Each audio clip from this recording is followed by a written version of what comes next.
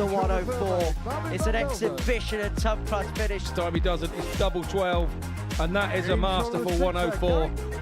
This would help. Nicely done, top right hand corner. But this time he finds it.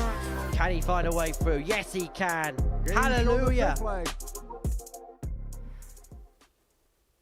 Hello, good evening. Welcome along to Friday Night Darts here at the ADC Global Championship. By the end of play this evening, we will know the players that are in contention to lift this trophy. The ADC Global Championship coming towards its culmination now. 2 more days worth of action to go, and it's the final night of behind closed doors action here at the Live Lounge in Portsmouth. Scott Mitchell is alongside me doing the double shift once again, and it's a Group B which... You look at the top 2, probably done enough on night 1 to give themselves a nice cushion going into day 2, but the final spot could be an absolute minefield. Yeah, I think for Marvin, he's just got to beat the Killer Bee in the first game, and I think that's probably enough for him. He's home and dry and safe. Gary Stone's done the donkey work, really, last night, 3 out of 4. He's probably going to be safe. I think it's all going to be between Charlie Martin and Joe Croft. I think they're the 2 that are battling for that 3rd spot. Unless the Killer Bee turns up and has 4 out of 4 tonight, he would still be in with a shout. Well, this afternoon saw Group B come to a culmination. Devon Peterson winning the group. He won all 5 matches on Friday. And from first start to last, quite simply put, he was just the best player, wasn't he? Yeah, he's the stats say he was streets ahead of everybody else. Nobody was in 5 points of him in the averages. And mainly because Shane Hayward had such a bad start. But Devon bossed the group and cruised through and, made it look very easy.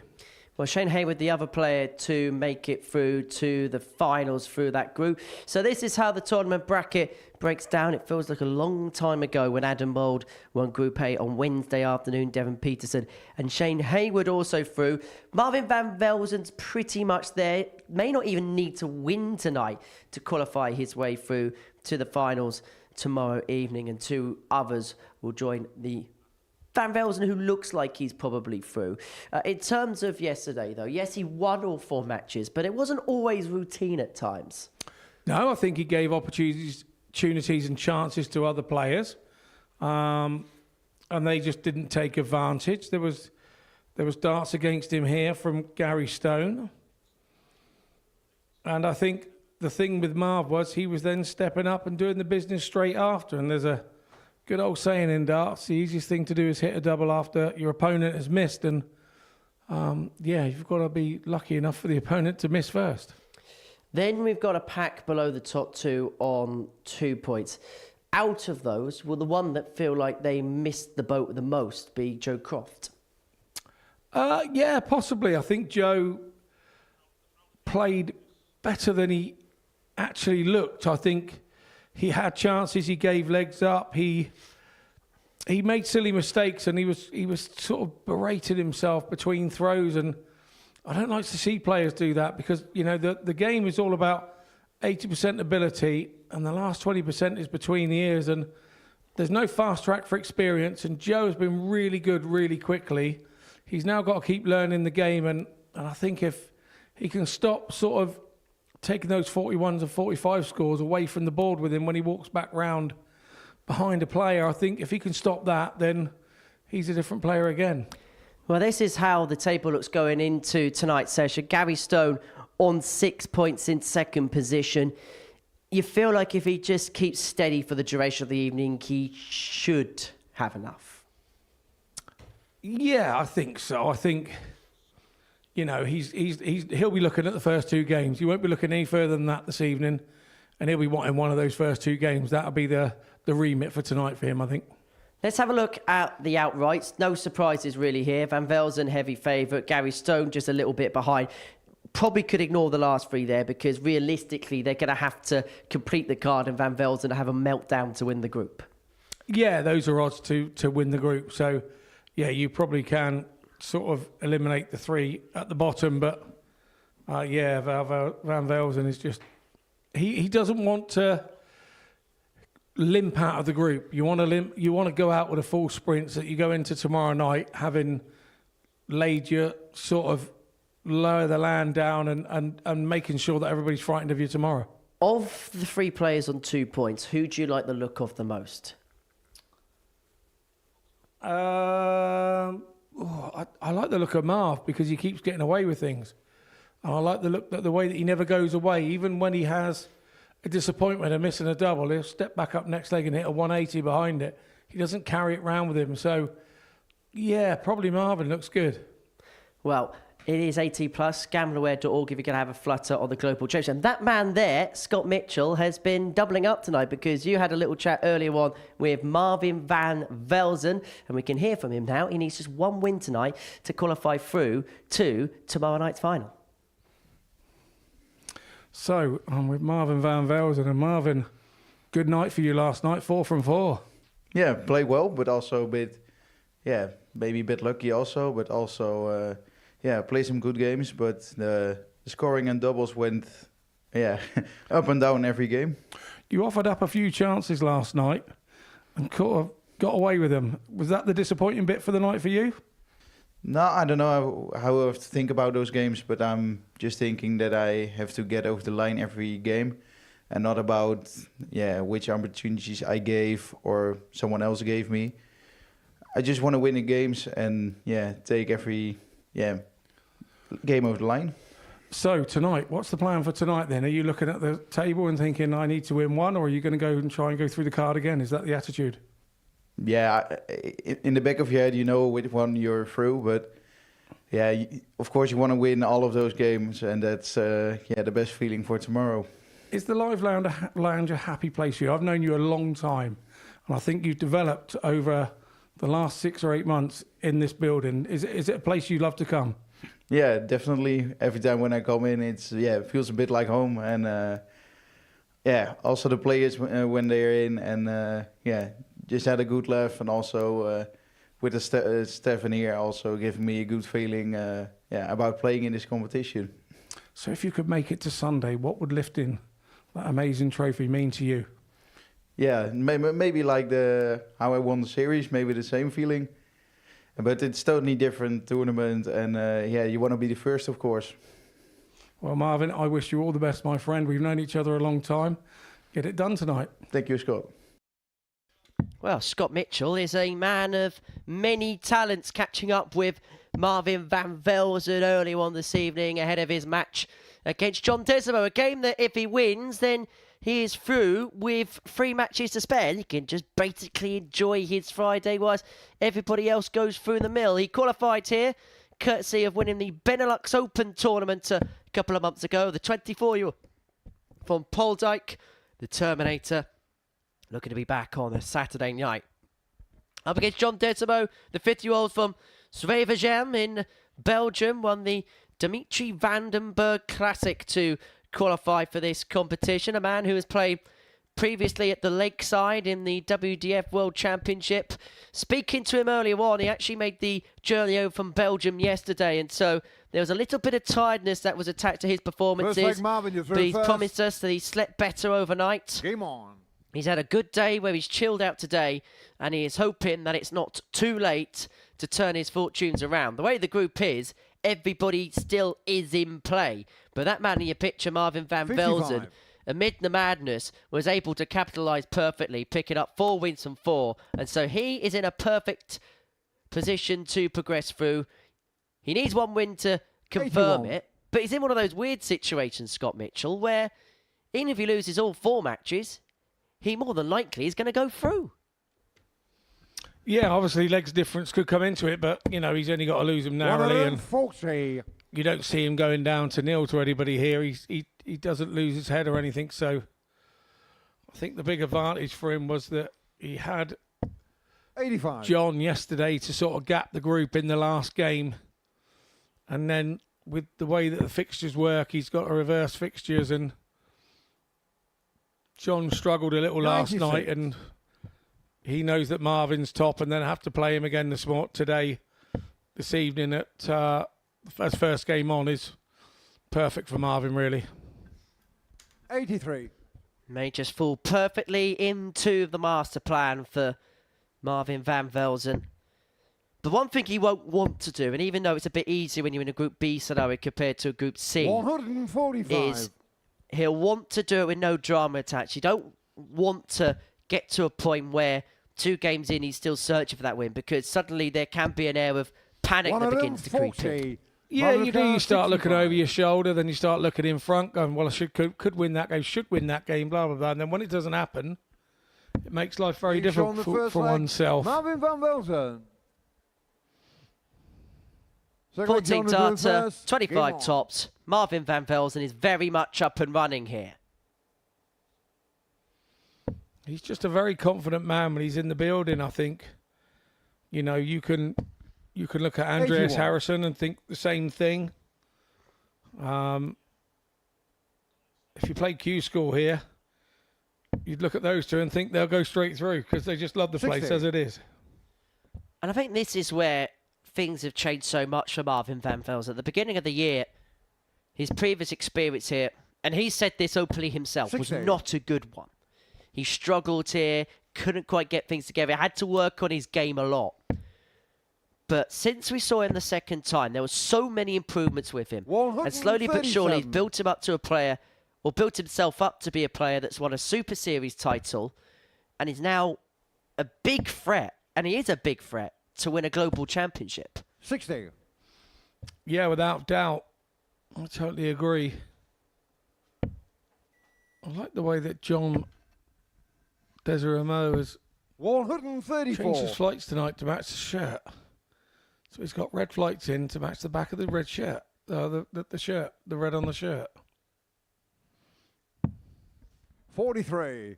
Marvin Carr 170. Well, Van Velzen's got time on his side. He's played beautifully here, averaging 108.5 in this particular contest. He doesn't have to reel the fish in, and we'll never know whether he would. 105. He'd have always gone for it. I mean, that's just the way Marvin plays the game, isn't it? He just plays it with such a free-flowing nature. 140. Now, this 25 Marvin out Carr, after 12 was what 65. won him leg 1. It could be a case of rinse and repeat here. But he misses the outer ball. Has to spurn 1 before going back for tops. 25. John Carr 117.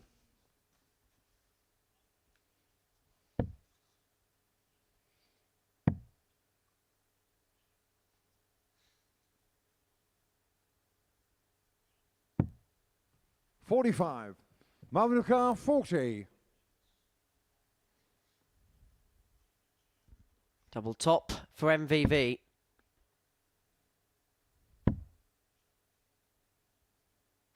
Game show on the second leg. Marvin van Velzen. Use them all, Marv. Use them all. No point in carrying leg, one to the Marvin, board and defend hitting it first. second Game dart, is on. there?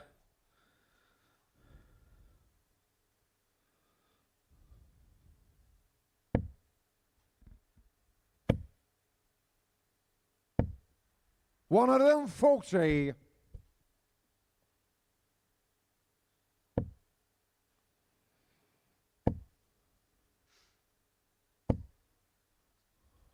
$100.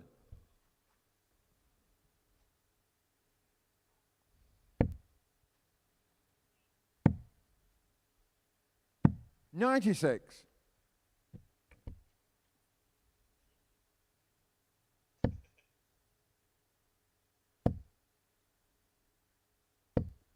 $100.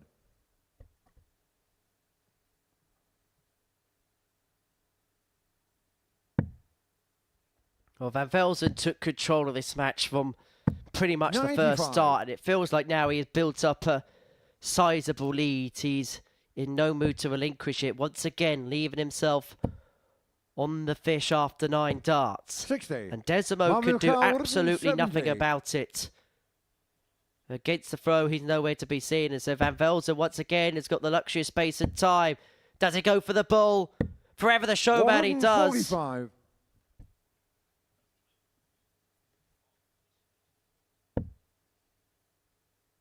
You get the sense that's a code he's going to crack at 77. some point tonight. But he Marvin returns Carr, here looking at 25. 25 to open up a 3-leg lead in this contest and to put himself to within a leg of qualification through to tomorrow. Double 4, Game show on the third 14 leg, Marvin darter, van 3-0 Velzen. lead, average of 98.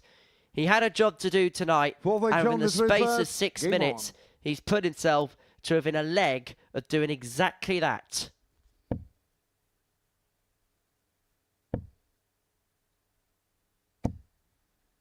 .43.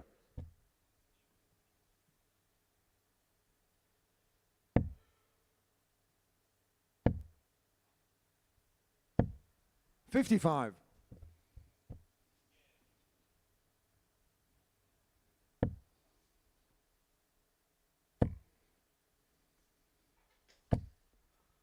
.55. We all have the debate about where the numbers are on a dartboard, and we all wonder why they are where they are. I wonder who decided that you throw 3 darts. Why 3 85. darts? Why not 4? Why not 2? It's a question that's never been asked. I feel like we've got a brand new podcast here. Late Night Conversations with 59. Scotty Dog Mitchell. Yeah, I can see what you're doing with it. Well, I'll tell you what, we've both got a cup of coffee in our hand. I'm sure you're enjoying the darts at home with a nice drink. Let's discuss that a little bit more as the night goes 134. along. And anybody that does have any information as to how that is, please do get in touch with us. We're at MSS Darts. You can get in touch with us via the Modus 55. Super Series feed. And don't forget to follow ADC on their social media. It is at Dart Circuit. I wonder it's because they used to carry 3 arrows at a time, 91. maybe, or the archers, or whatever of the day, the marksmen of the day. I don't know.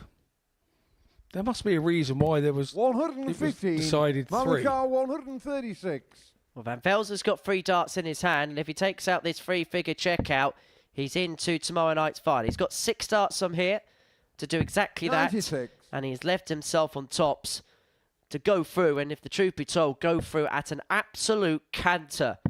From dart 1, he has bossed this 81. game. Full control Malachar of it. 40. He's restricted John Desreumaux to without a dart and a double, and seemingly without a prayer. But tops of Van Velzen.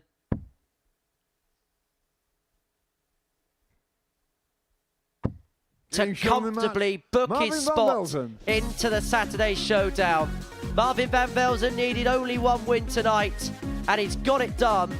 4-0 in the space of 8.5 minutes. As comfortable a passage through as you could possibly wish for. He gets a congratulations from Paul Higgs, the referee. The average 93.94. That's akin to 16 darts per leg. And Marvin Van Velzen, with relative ease, has progressed through to tomorrow night. Coming up after the break, Gary Stone can move on to 8 points and move himself 6 clear of Joe Croft if he beats Crofty after the break.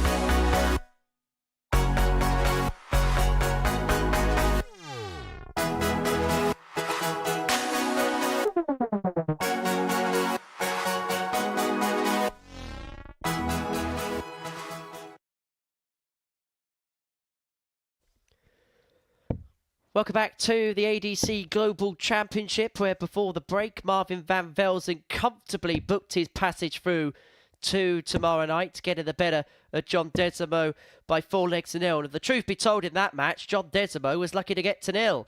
Next up, Joe Croft, the 31-year-old from Cheshunt, qualified by finishing top of the UK Windmill Tour Order Merit. Crofty is ready to throw up against Gary Stone, the 43-year-old from Larkle. Nicknamed Stoney, he was number 2 in the UK rankings. He's actually the top seed this week in terms of this particular competition. And he'll be looking to play like a top seed over the next couple of matches, because if he can win 2 of them, he'll guarantee his place through. And if we're being realistic about things, if he wins this one against Joe Croft, he's pretty much put an arm and a leg into Saturday's finale, where we already know 4 players that have booked their passage through to the grand finals. Bradley Brooks, Andy Bolton, Adam Lipscomb and Darryl Pilgrim have already safely booked their passages through to next Sunday. And these would have been 2 players that when they walked through the door for the first time in these championships, that would be expecting to be going deep in this competition. 60. Yeah, totally agree. Gary Stone just nipped by Crofty yesterday, didn't he? 4-3. And how do you not? A whole different complexion on the table. And that's exactly what happens with these short groups. Only 5 in the group, 4 games each night. And 96. Yeah, you've got to be absolutely on point to make sure that if you get beat, you get beat. 100. And if you get chances, you take them.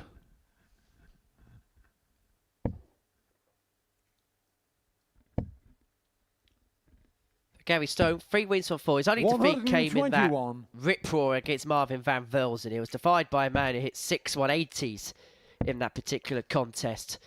However, it wasn't always as easy as it seemed, and this fixture yesterday 100 was probably the one Joe Croft would have looked at more than anything else and thought, how have I let this go? Lost 4-3 in a game where both players missed a multitude of match darts, 100. and if the truth be told, it was very nervy towards the finish. Yeah, I think it was. And 100. Gary O'Carr, 24. The advantage this time round is that Joe has the darts, and he didn't have them yesterday, even though he got a chance. 99. And when you do get a dart, you've got to give it your best chance at it. You can't just lob it. You've got to give it a chance to make its location. And on the first leg, Joe Croft tidies up nicely there with a nice single to double combination. Game on.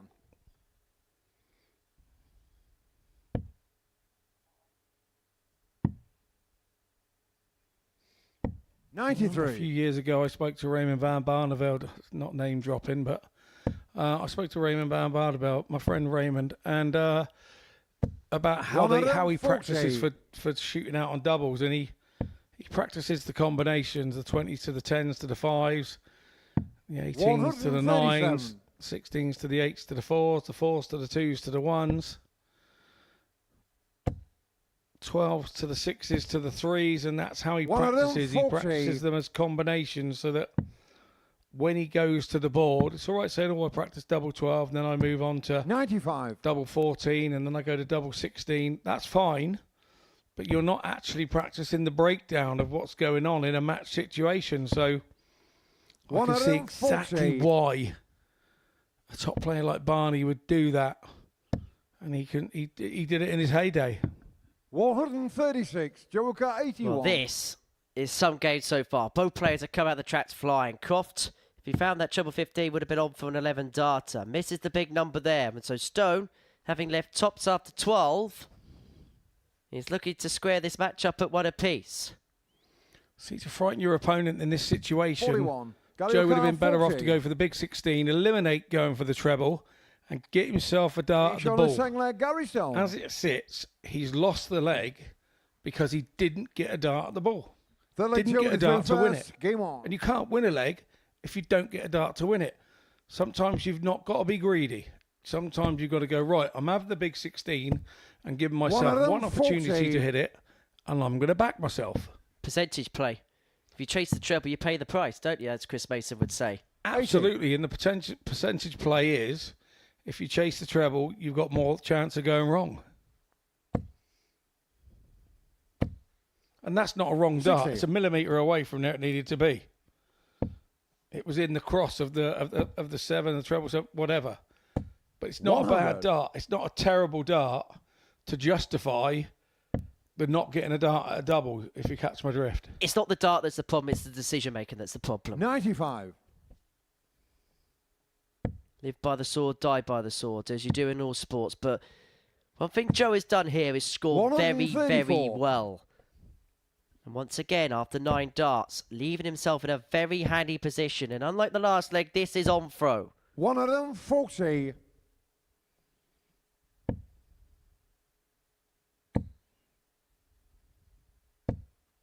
$83. Joe Car 66. If I was walking in here tonight in Joe Croft's position, I would be wanting to make sure I beat one of the top 2. That would be my mentality. I would target through first. beating one of the top 2 and making my rival trying to get to the same position as me. If he then wants to get by me, 59. he's got to beat both the top 2. And I had a little bit of a chat with Joe when I came in the building this evening, and 59. he was saying that he felt like his game was there or thereabouts. That probably in 3 of the 4 matches, if things transpired in different ways, then 60. maybe would have got better results. The one that he conceded, he was nowhere near good enough, was the match against Charlie Martin. But he felt like yesterday that he should have been on more than 2 points. Probably at least 4. That was a bounce out that came pretty much halfway back down the yacht. Well, you can see how far back down the yacht it came. Gary Stone didn't even have to take a step to retrieve it. 98.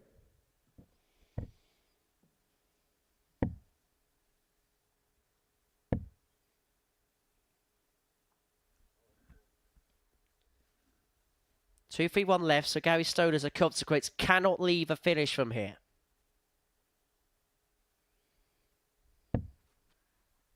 $94. Joe Carwood 64. Doesn't have to, and we'll never know whether he would. 96. Averaging here, Joe Croft, 101.5. He's got out the gate really well in this contest. And now 57. has set Joe himself Carr, up a 68. real tangible break opportunity to move 3-1 to the good and then have the darts in the next to win this match. Well, Game shown the he'll take that. A little bit of a cheeky double-double, but he won't care nonetheless. Fifth leg Yeah, shoulder I through really first. like his Game on. focus here. Really is good. We're not losing focus between throws. Last night, he was berating 46. himself and...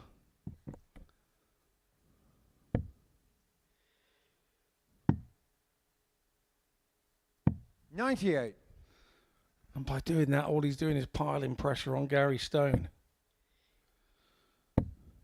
You know, we spoke yesterday, I think it was in the afternoon session, about players that have to play with a bit of edge. And I think Joe Croft works in that particular category. So perhaps a night like tonight where he knows 59. he has to get out quickly and it'll feel a little bit like knockout game after game. Can that actually help his intensity and actually getting going from the very first dart? 140.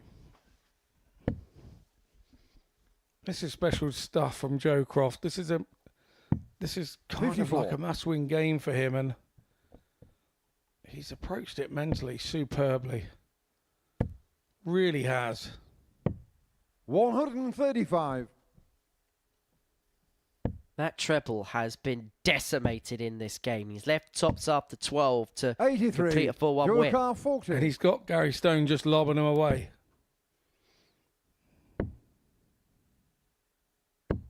20. He will be back. But you could see with that throw, he wasn't quite so positive. He didn't quite 57. have the arm speed Joe and Car didn't 20. move the dart so quickly through the air.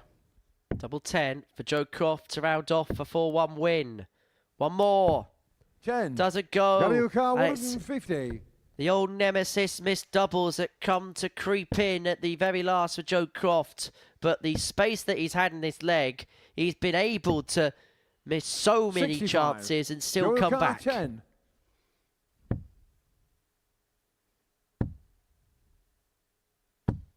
No score. Gary O'Connor 85.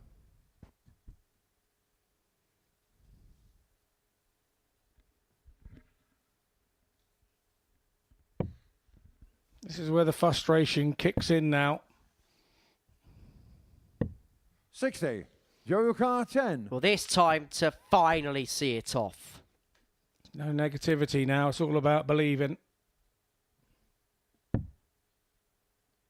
What a marker.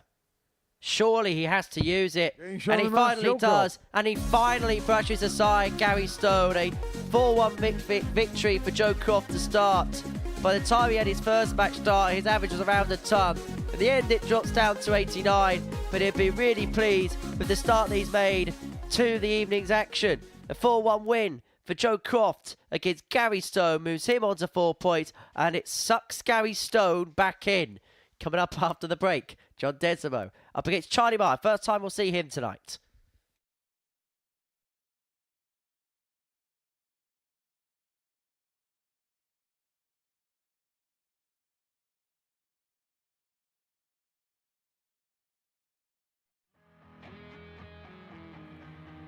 Looking for uninterrupted 24/7 darts? Simply download the Pluto TV app on your smart TV, mobile phone or smart device.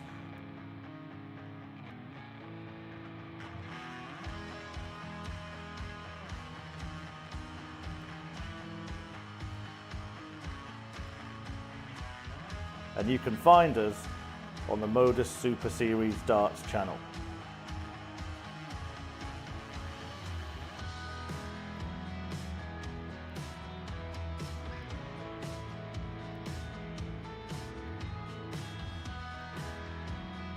Watch us live from 9:30 AM on Monday to Wednesday, from 1 PM and 10 PM Thursday and Friday, and for our weekly and series finals, 7:30 PM on Saturdays. Still not got enough darts? We've got you covered. When we aren't live, you can find the best of Modus on the channel. From amazing charity infantry events. Has to go for Jaden. Big pressure for the little man, but what a shot to stay alive this would be. Go! Jaden Walker! And Jaden Walker! Week starring Luke Littler. Could this be it? Bullseye for Littler. In it goes. The 1-2-1 turns the game in his favour. Record-breaking averages. And record-breaking darts. Double 16. It's Game destructive. shot on the It's match. Darryl Pilgrim with the Darryl record Pilgrim. average. And insane 9 dart legs.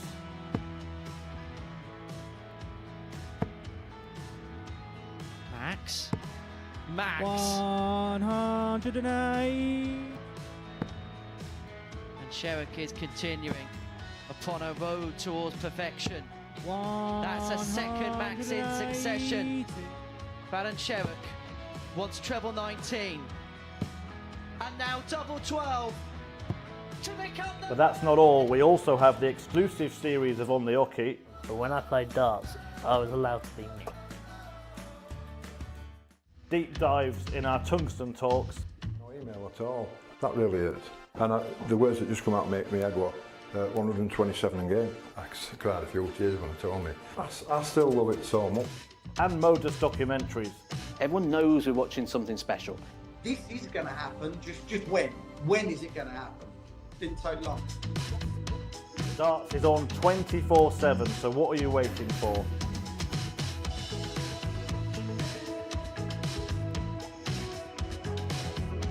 Download the app on your smart TV, any smart device, including your mobile phone, and search for the Modus Super Series. And watch us now.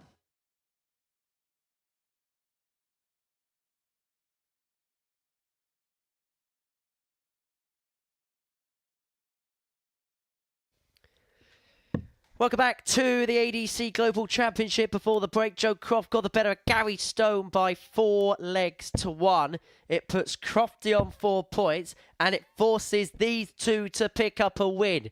particularly John Desreumaux, that man in your picture there, the 50-year-old from Belgium, playing in his second match of the night. He lost his first to 0 in the space of 8.5 minutes to Marvin van Velzen. He takes on the 28-year-old from Hersham, Charlie Martin, who yesterday picked up just the solitary win from his night and is now looking to really build as we head towards Friday. Very interesting that Charlie has been trying to keep himself in isolation this evening.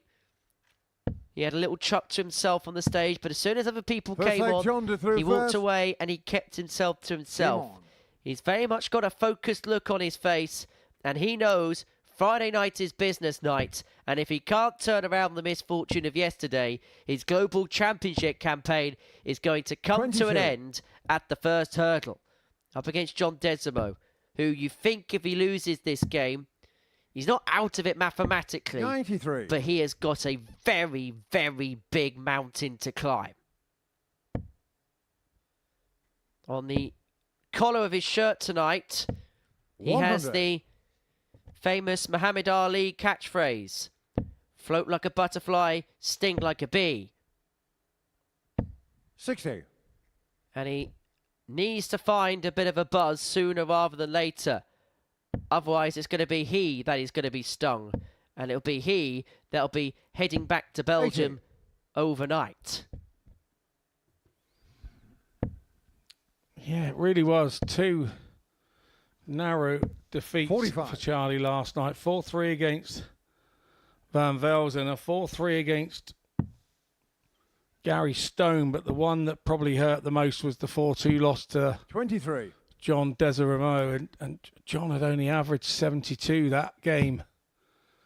And it was just double miss after double for Charlie. 95. He averaged, I think, 77 if I remember in that game, so it was well above in the average, but just couldn't convert.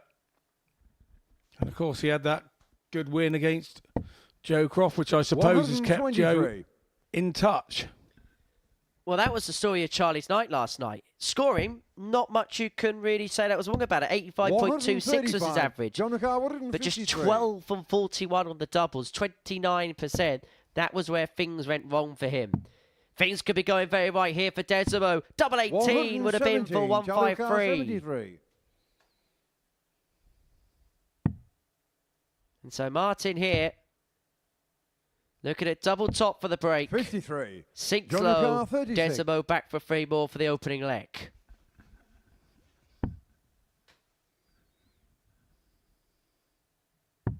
Getting shown the first leg. John Desreumaux. Well taken. Desreumaux, a leg to the good.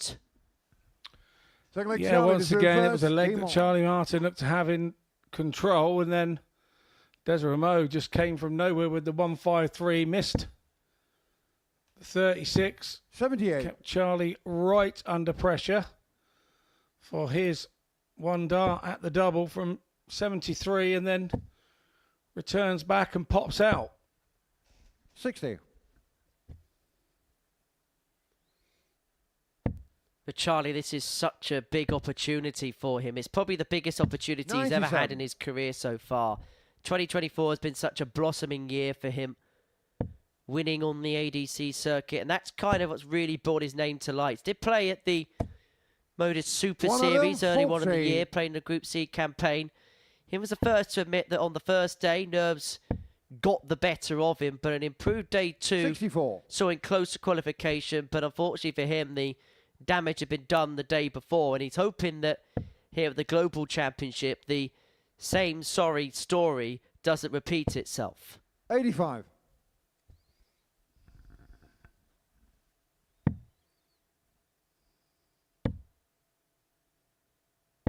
$89.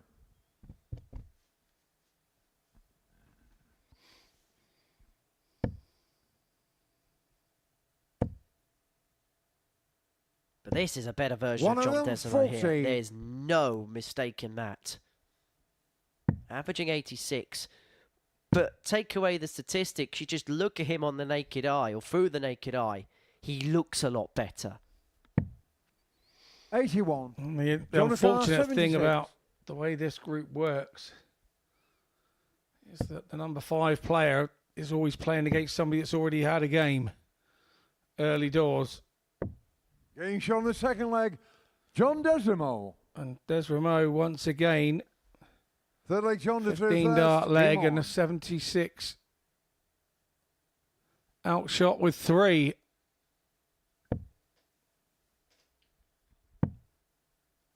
Well, he didn't even get a look in, did he, in his 42. game against Marvin van Velzen? But it feels like Desreumaux here is really stealing a march against Charlie Martin. If he loses this game, we'll go to the bottom of the 100. group. Okay, he's still got 3 more chances to put things right, but he was looking for a confidence-boosting start. If he loses this game, and particularly if he loses it heavily, it'll be the complete and utter opposite. 60.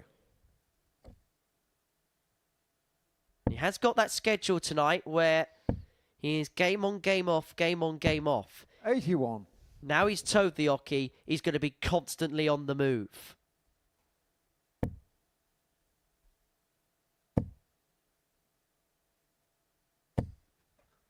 $60.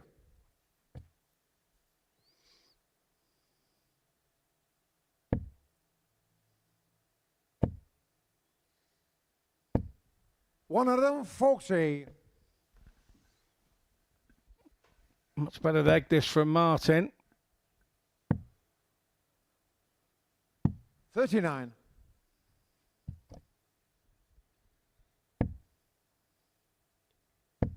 Got time on his side and looking to leave tops, 85. but he couldn't find that second treble 20 there. Has left himself on a 2-darter.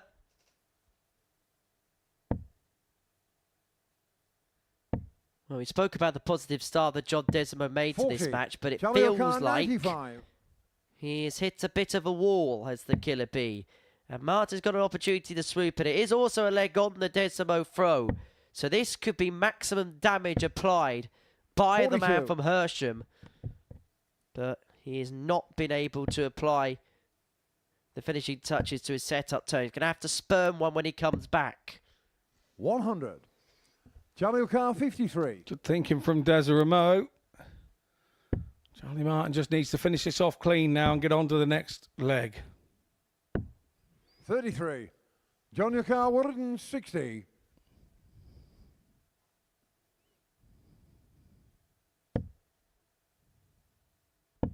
Desreumaux able to take out the 160. So 54. Martin will get 3 in his Charlie hand. O'Connor, 20. Double 10 to bring it back to 2-1.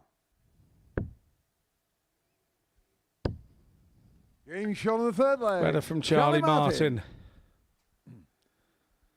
Fourth leg, Charlie to through first. He's not one that over sort of berates himself outwardly. He doesn't give a lot away. 95.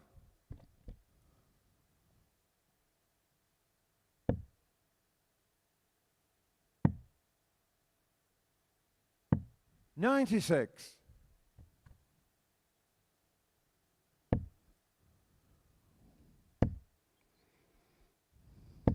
$55.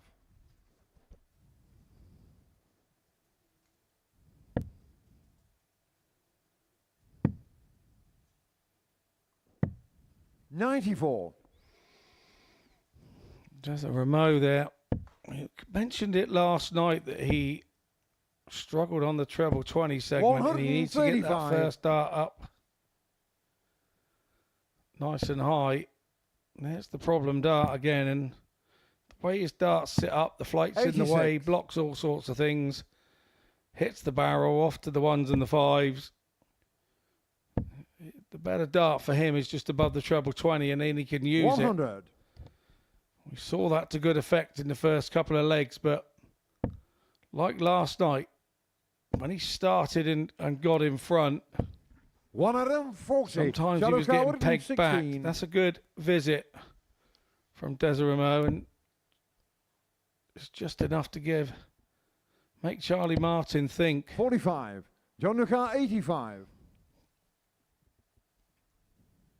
So Desreumaux for 3-1.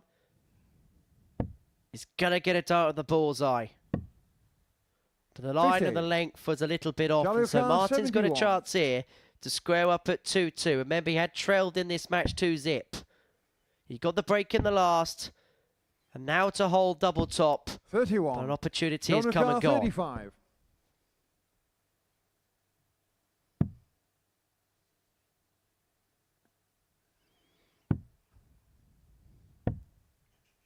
22. Well, the Charlie third O'Carr, dart he 40. just lobbed in anger over missing the double 16 so far. And if you don't grab some confidence from that, there's something 20. wrong. John O'Carr, 13. Battling demons here between the ears is Charlie Martin. No score. Charlie O'Carr, 20. But he's being given lots of opportunity here.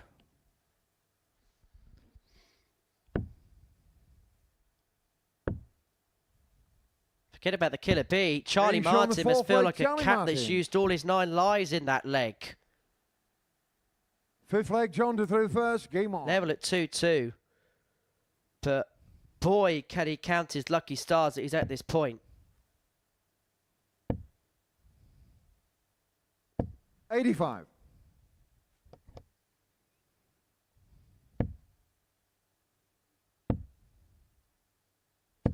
$100.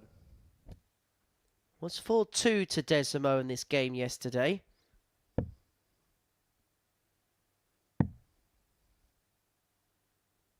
$96.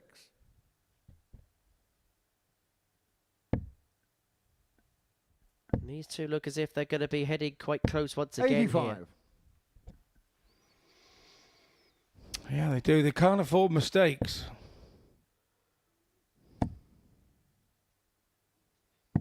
$59. And they can't afford non-treble visits because that goes down as a mistake. Particularly now that Charlie Martin has beamed his first one straight in the treble 20. 100. I feel like he should have had more after the first dart going in the treble. 91. Big last dart there to leave Desreumaux on a finish. One Martin would give for a 2 treble turnabout now. Could ideally do it 1 altogether. 59. John O'Carr, 170. There's the most slender favourite in this leg. He can't find the 170. But can Martin find a moment of magic 45. here? Charlie O'Carr, To turn the game in his 157. favour and to turn a 2-0 deficit into a 3-2 lead. Not to be. And so John will return, looking at 125 to get his nose in front again. 97. John O'Carr, 125.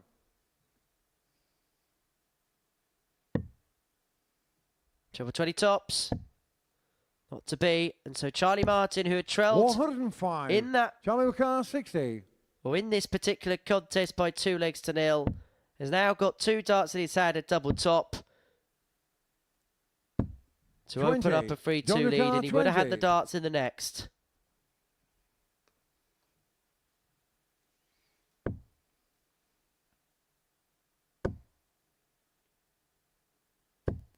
No score. Charlie John O'Carr, Desreumaux 40. now 2 from 9 on the doubles.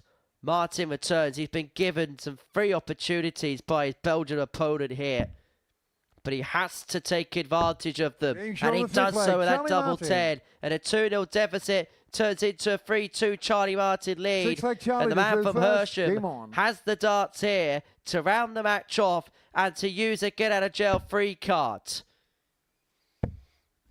I think he's used a couple, to be honest. 100. But I think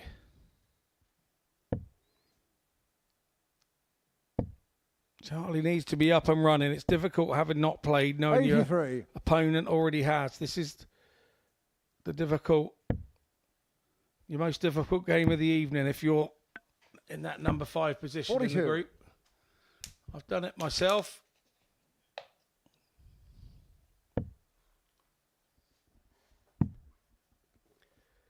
Well, if Charlie Martin 90. wriggles his way through this one, I think he would have found himself in a position where even Andy Dufresne's, when he 96. managed to wriggle his way through, Shawshank didn't have it as difficult to escape through.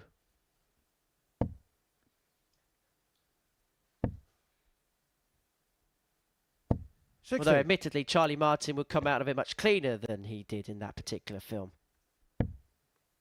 If you're having a late night tea, we won't digress any further. 57.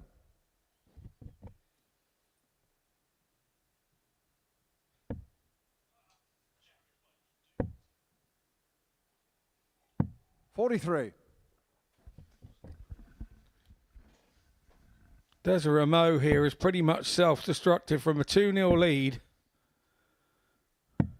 21. Although Charlie Martin has just done the same. So if he can hit a ton here or something, a double treble visit here, Charlie Martin's in all sorts of problems. 180. But did you see the reaction there, John Desreumaux, as he hit that maximum? He was not happy with himself one bit. 145. Jonica 45. And he's going to have to take out this 45 because Charlie Martin's left himself on tops. That's the target he wants, to take it all the way. John Desreumaux got himself in a bit of trouble, but he's got himself out of it again, and he has the darts in this last leg. Game on.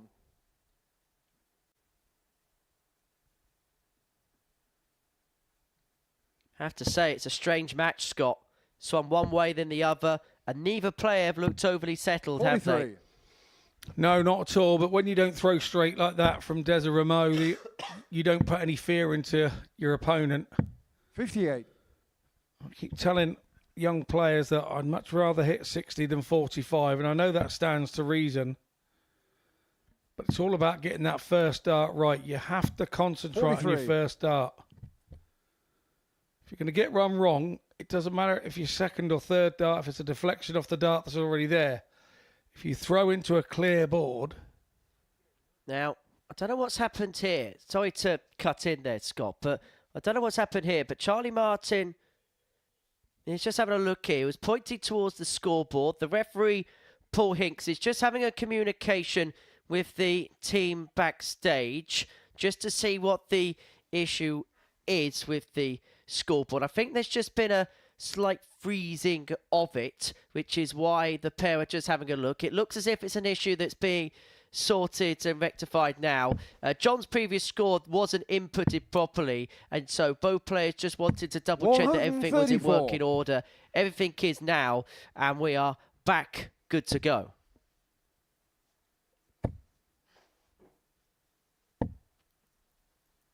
$81. Sorry, 121. Sorry.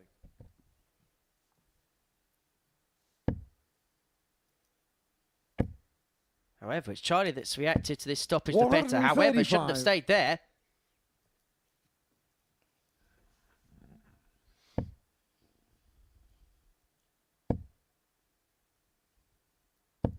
$100. 6 darts for the match. 6 darts for the win. 6 darts to win what has been a real strange contest. A game that John Desreumaux, if he loses it, will wonder how he's done it. And to be perfectly honest, Charlie Martin will scratch his head and wonder how he's won this game. 92. Chaluka 40. Double top to complete the comeback win. 20. Does it go? And is there one more sting in the tail for the Killer Bee?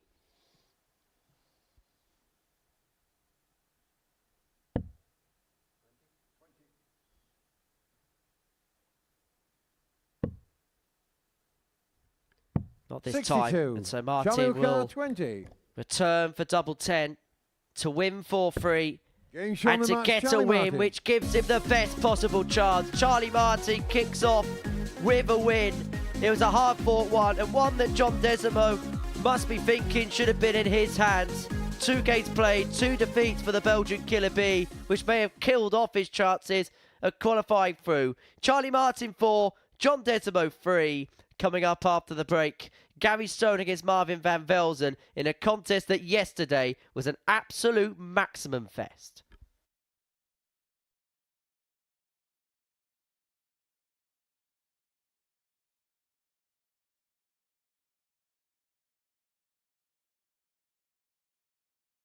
Oh, baby! You thought it was in that you could have given it to me? I did with Taylor. Where's Ross when you need him? Gibraltar revisited. Right, come here, let's just put a bit of daylight between us. Bigger daylight. I bet you want me to get this, Paul, don't you? I bet you really want me to get this.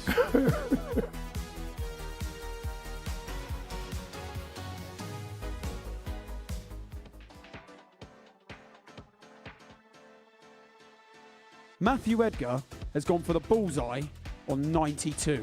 Please tell me, why have you gone this way? Bit of safety. Is that the correct way to go? His next dart would be 17 or treble 17. If he hits the single 17, he's saying he guarantees himself a dart at the ball. It's not quite guaranteed, but the percentage chances of him getting a dart at the ball is quite high. Now, the alternative is going for the treble, so Matt's on 92. Raymond van Barneveld, I believe, was one of the first players to go the treble 20. His basically reasoning was, as a professional dart player, he backs himself with 2 darts being that good to hit a treble. If they don't hit it and they hit a single 20, this is where the next bit of dilemma comes in. Back in the day, they would have probably gone on for the treble again, okay? Nowadays, we don't really see that very often. The next shot with 72 left, 8, maybe 9 times out of 10 is 2 double 18s. I mean, look at the size of the double segment. This is another fact that it's big. The bullseye's tiny. That's the thing, isn't it? I think to myself, I would personally, if you're a good dart player, I think go the single 2 doubles. And then next thing you know, someone's gone the 25 route and I find myself calling game shot. Which route would you do on the 91s, the 92s, the 93s, the 94s? Should you go for it? Or should you lay up? Your opponent's on 212 points. This is a World Championship semi-final. The fans out there, they're all against you. You need something to get them on your side, perhaps. What would you do? Genuinely, what would you do in this situation? I'd be going for it. Got to go for the bullseye. And what's your reason behind that? Why would you do that? Just got to believe in yourself. Give yourself a little bit of a G-up. If you hit it, it's going to look incredible. And if you don't, then you've got time to sort it out. Me, as somebody who likes me mathematics, I would probably say do the sensible thing, lay up. This is a World Championship semi-final. Jared, he wants to get the crowd behind him. So there's 2 options. You might be on 170 thinking about whether to go for it. Your opponent is also on 170 and you're thinking to yourself, he's a great dart player, he's in the World Championship semi-final. Is he really going to take out 170 under this pressure in this occasion? Probably not. So you decide to lay up. Now, we've seen examples of that in the past. I think Mensur Sulovic famously took out 161, I believe it was, against Van Gerwen when he chose to lay up. This happens quite a lot. Most of the time, your opponent is not taking out that 170 when they come back. So laying up probably is the best thing to do, but sometimes it backfires and then, well, fair play. Darts maths!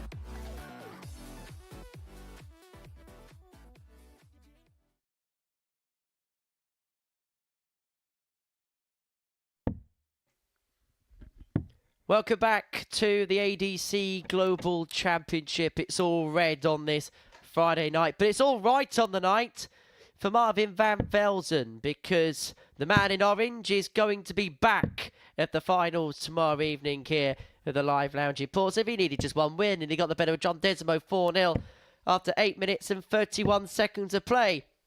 He can put his feet up, he can relax, and he can watch everybody else go through an emotional turmoil for the rest of the evening.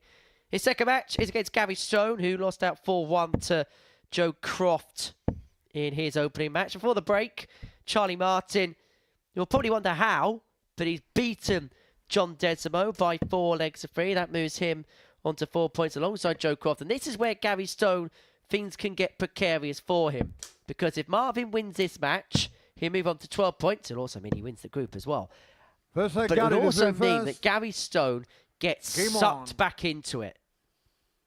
Because Croft and Martin play in the next game and somebody's guaranteed to get to 6 points. Yeah, I think look at Charlie Martin. You say he was very lucky to limp over the line in the last game, but he had no luck right before.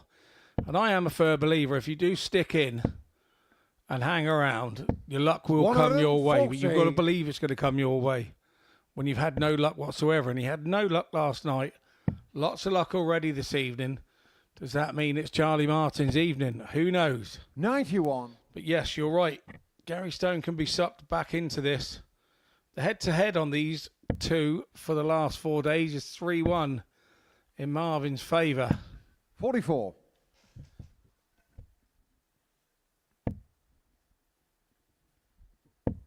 And we know that Gary will know things like that because he's openly admitted that 83. These are the types of thought patterns that have been in his head in the past. And I know they're the type of things that Marvin van Velzen knows about because he's very keen to know his record against opposition.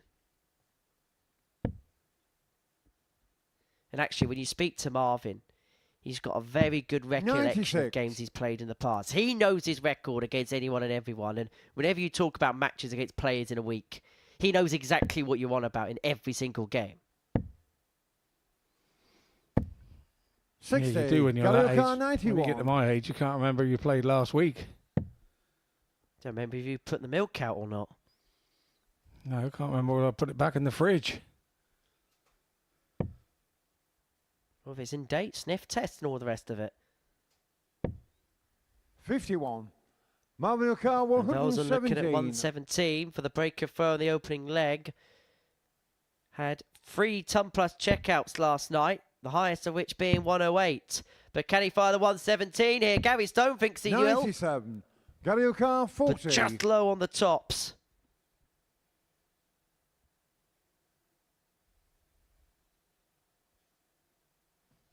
Gary Stone for a second looked as if he was Robbie Williams about to belt out the chorus to Rock DJ.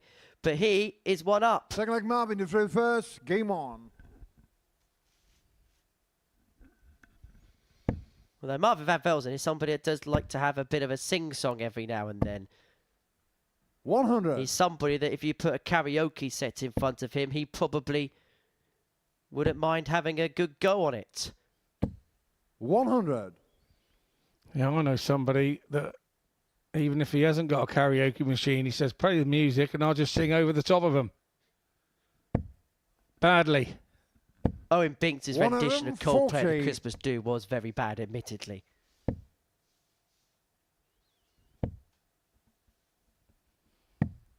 $91.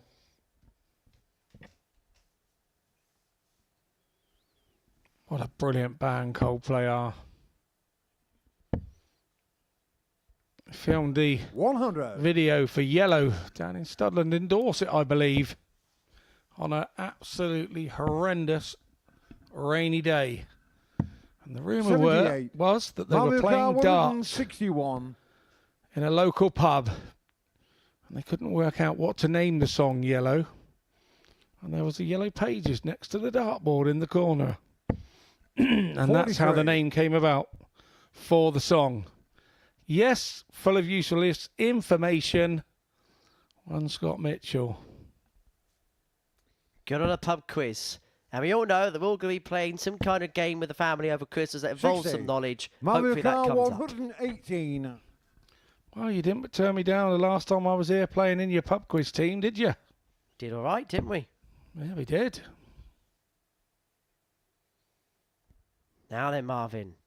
Decisions, Marvin. 48 ball, Marvin. 86. He's himself on double 16 to level up at 1-1. 140. Marvin O'Carr, 32.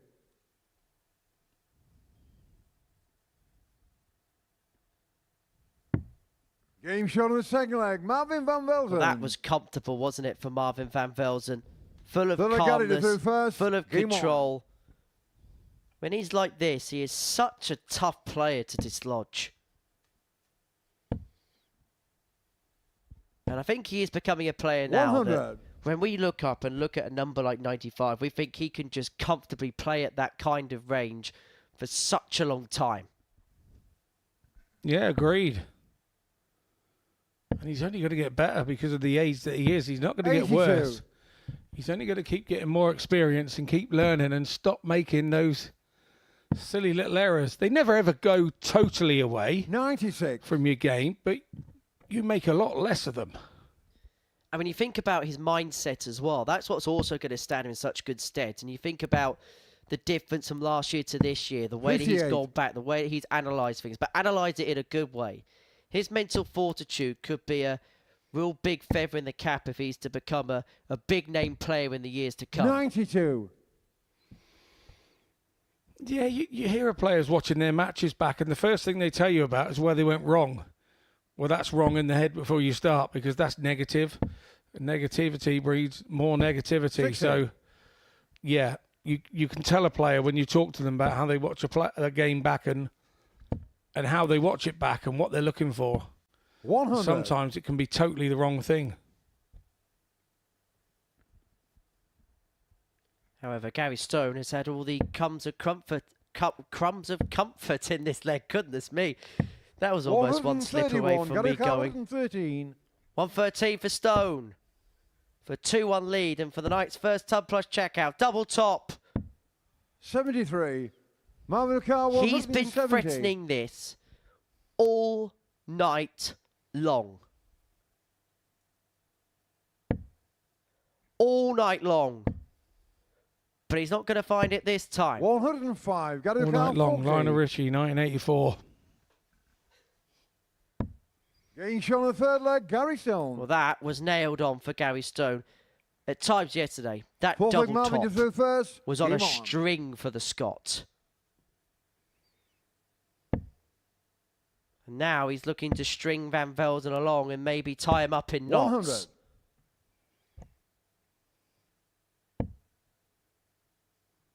But that was something we didn't see so much. Well, we haven't seen so much tonight in comparison to yesterday.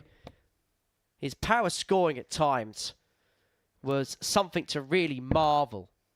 In matter of fact, in his 4 games yesterday, it was only in his last match against Joe Croft. And that was kind of aided and abetted by a lot of missed darts at a double. Did he not average in excess of 90? 57.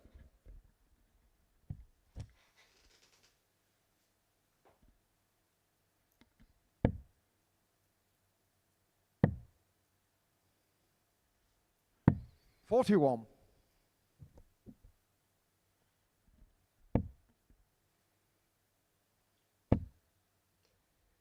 It's been a good game, 60. Scott, but it's been a strange game by the same token. It's felt like somebody's really put their foot on a throttle in a leg, and then the next one has just gone off the pace a little bit, and vice versa, and vice versa. Well, you can, like I say, 81. you can, as the game goes on, it's very difficult. This is kind of a pressure throw to hold because Stone's 2-1 up. He's got the momentum from winning the last leg. And then your leg becomes quite difficult to hold. 139. Van Velzen hasn't allowed the throw to be turned round, but he hasn't left himself a very nice 139 to go out on. He will now 119. Gary Carr, 144. leave himself double 10, and that in turn puts the pressure back on Gary Stone. But we know he has the momentum from the last leg. 100. This is how the game works. 20. To quell that ascendancy that Gary Stone's got. Game shown the fourth leg. Marvin Double Van 10 is Velzen. sank, first dart in hand. And when Van Velzen's got free Fifth leg, Gary to at a third first. particular Game target, and he goes through his pre-throw routine, more times than not, you expect him to hit it first dart or double because that is what he does more often than not. 92.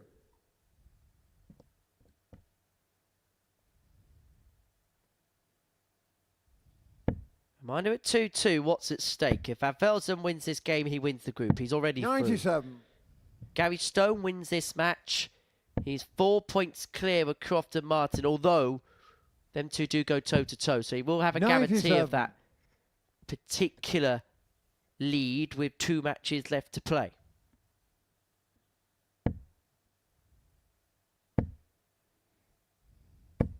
$180. Oh, he's trying to make an assault on the Stone throw. He knows that he's got 100 to break at some point. But you never see him getting out of control. He always stays calm about it all.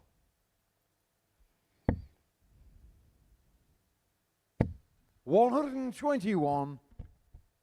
He's himself on 103 for 3-2 lead.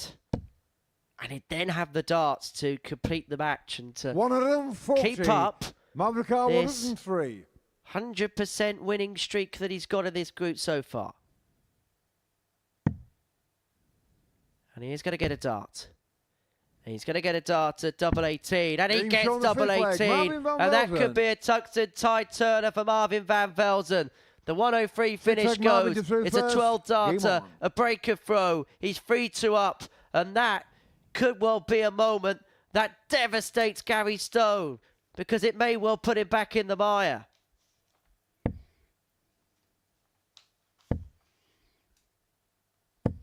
$140.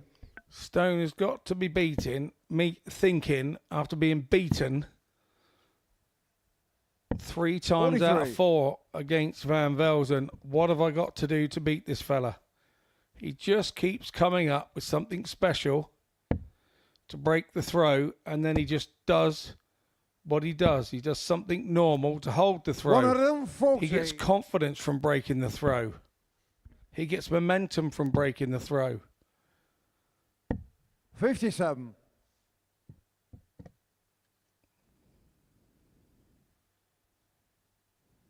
Van Velzen has stolen a march in this leg and he is running with it. 100. He is so good now and so adept now to closing games out. Once he gets in front, you don't think there's going to be 60. a wobble from this Mario Dutchman. Whereas Gary 21. Stone looks like he's hit his wall here. And he's now looking at the rest of the night and thinking, I'm probably going to have to win my last 2. Van Velzen to close it off. It would have been for back-to-back ton plus checkouts. 81. An unusual mistake from Van Velzen, but the right time if you're going to make one with your opponent on 123. 3-4-1. Mario Kart 40.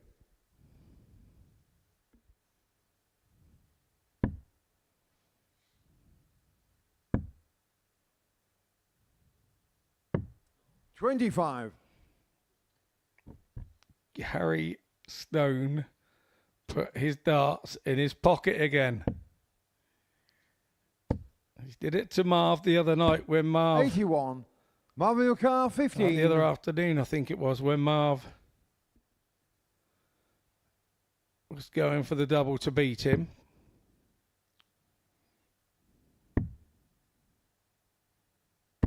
Game shot of the match, Marvin Van Van Velzen gets another win. He's on 2 from 2 tonight.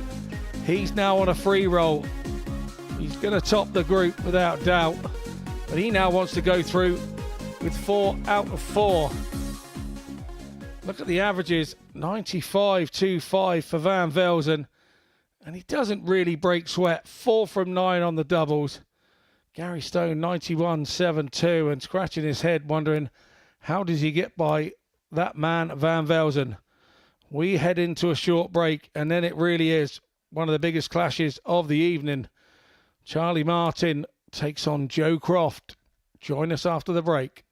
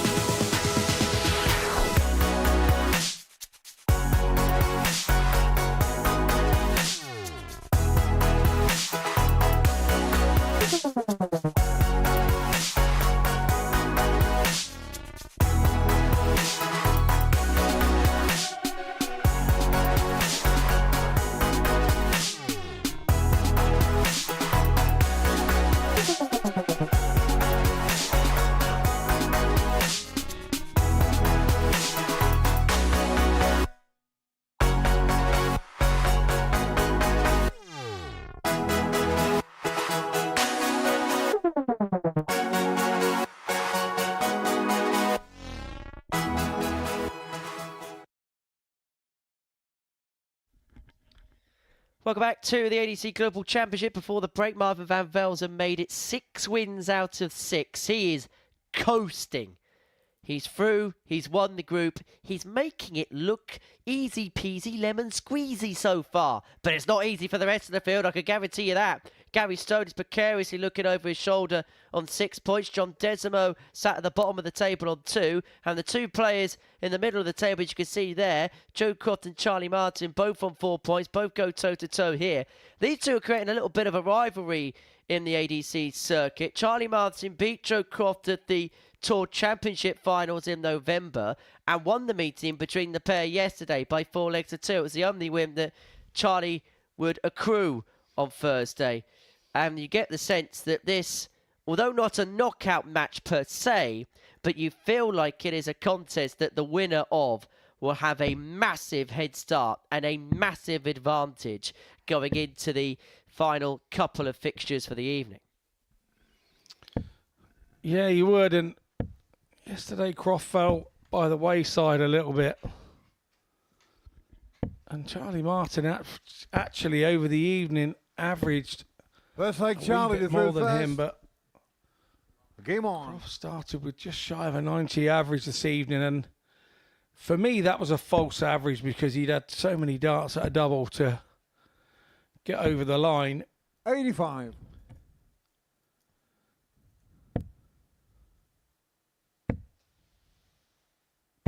$125. Both guys here have got to try and ignore that they've got an opponent and try and play 43. their practice match from home out there. I know we've used the E word a 85. lot, the E word being experience. But is this one of those games where for Joe Croft, the fact that he is an experienced campaigner on this stage now, in comparison to Charlie 91. particularly, where he has to use that to his advantage? Yes, the answer is yes. 98. But I think Charlie's been around long enough now, you know, on the Challenge Tour and other things that he has 58. experience, but maybe in slightly different ways. But he can bring that to the stage. There's no reason why he cannot. You can't just say 140. he plays on the stage and he there, or he hasn't played as much as Joe. He can still bring what he has learnt to the stage, but he must allow himself to do that. Joe Car 53. Well, Croft with a break opportunity here, although he has missed the big number. Not the first time that's happened. Double top. 33. Doesn't go. Charlie Car 124. So Martin to save his throw. Looking at 124. Can recover the situation, and so 56. Croft will get 3 more. Joe Car 20. Double 10 to get the breaker throw and to take control Game of the show early first running of leg, this Joe Croft. contest. I threw the first one a little bit Second leg, early Joe there for goes me. He's first. too keen to get Yeah. in. Charlie was still walking by him, and I think that affected his first start there.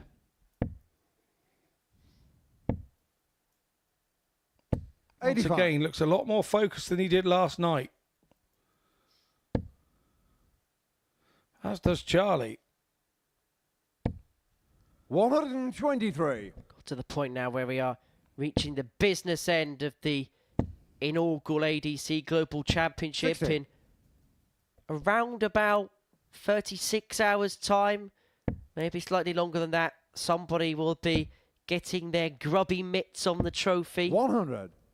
and will call themselves the inaugural Global Champion. We know the first 4 players will be playing in Sunday's Grand Final. Bradley Brooks, Andy Bolton, 45. Adam Lipscomb and Darryl Pilgrim. And the breakdown of the prize fund on Sunday is as follows. The quarter-finalists get a guaranteed $2,500. The semi-final is £5,000. 83. The runner-up 10,000. The champion taking home £25,000, and the very heavy trophy, not just 85. in terms of weight, by way of stature as well.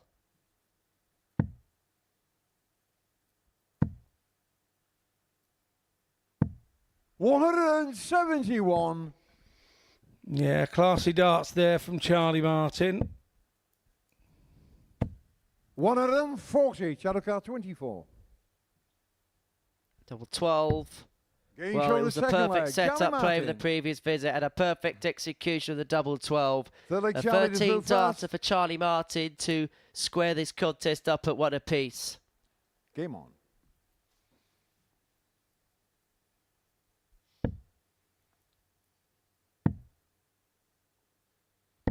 $57.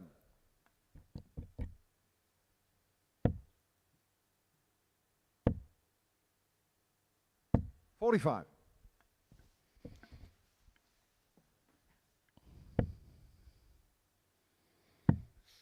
Both players not quite getting that first start right on the treble 20 last couple of visits. Better from Croft. 95.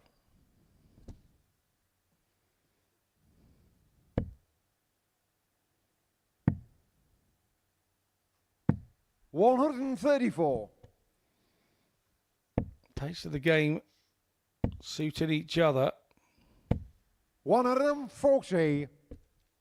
Both just kind of walking to the oche and going through the motions, and that's why we're seeing the average start to rise. 68.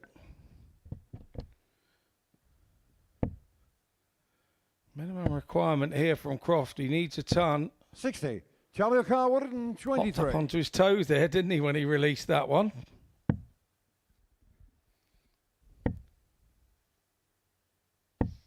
$55. Joe O'Carr, 161. Well, Croft needs a moment of inspiration. He was broken in the previous leg, having got the break in leg 45. one, and now Charlie O'Carr, Martin to 68. ensure the game returns to its rightful place in terms of throw. Looking at double top. 28. Joe O'Carr, 116. This is all about the first dart. It has to go straight. 60. Charlie O'Carr, 40. It's unlucky. All about Charlie Martin holding throw now. Game show Nicely the third done. leg, Nothing Charlie stupid Martin. with the first. Straight at it Fourth with the leg, next Children's two. first. Game on. All back with throw now.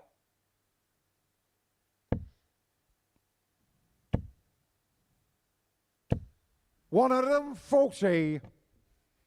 Well, that looked so much better there from Joe Croft. Throwing with a bit more vigour and throwing with a bit more authority there. 81.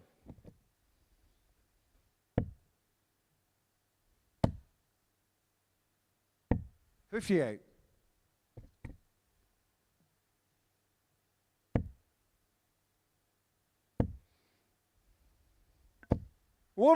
$180. Charlie Yeah. Martin. Nice pressure from Charlie Martin there. 58.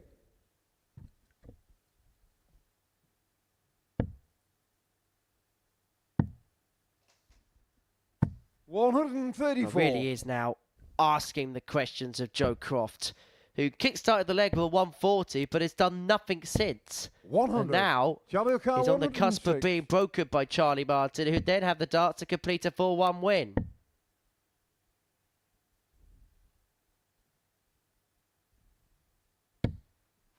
$50. Joe O'Carr, 145. Now then, well, this would be a power play. Wonderful. Game short on the fourth leg. Crofty Joe Bell. motors home a 145, and that could be the moment that Fifth leg, saves his Charlie skin. He Desreumaux goes first. through the gears, he finds a big finish at a crucial time, Game and on. this game is back level at 2-2. Can I just say, classy from Charlie Martin, the situation that the two of them find themselves in, 57. Charlie Martin still finds that moment to go, "Phew." Little fist pump, nice one, mate. Classy stuff. 95. Classy stuff. You don't teach that. That's just what's inside you. That's how you're hardwired. Love that. He is a real good guy, is Charlie. We had the opportunity to speak to him, and whether it be here or I've had the chance to speak on other occasions, he's softly spoken. I think that's fair to say. But he's got a lot of people that are backing him. He's a very popular person, is Charlie. 100. And if he qualifies tomorrow, he's going to bring an army here. And we have to remember for Charlie, this is the start, not the end. This is the very, very start of what could be a really tidy career. We know life takes 99. turns and gets in the way, and sometimes there's nothing you can do about it. But while you're here and while you're doing it the way these guys are doing it, 160. respect one another.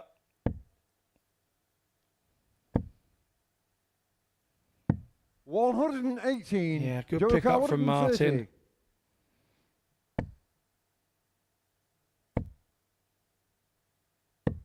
$105. Oh, that is tight. 42. And the other thing I liked about that big shot, Joe didn't celebrate it. He didn't jump around the board, didn't use up a load of energy, didn't make it look like he doesn't always do that 145 under trouble. When you see people bouncing around on those shots and blah, blah, blah, you know they don't do it very often. 20. Caught the first dart there. That can be the problem going that way for 25. You may like double 10. But it's if plan A doesn't work, what then happens with plan B? And Joe sort of caught a flight and caused himself a few problems. Game show on the fifth leg, Joe Croft. And those shots are as big as a 145. The single to double combo on a 5. It's hitting the one first. Game on. And everything in your body is telling you can't do it.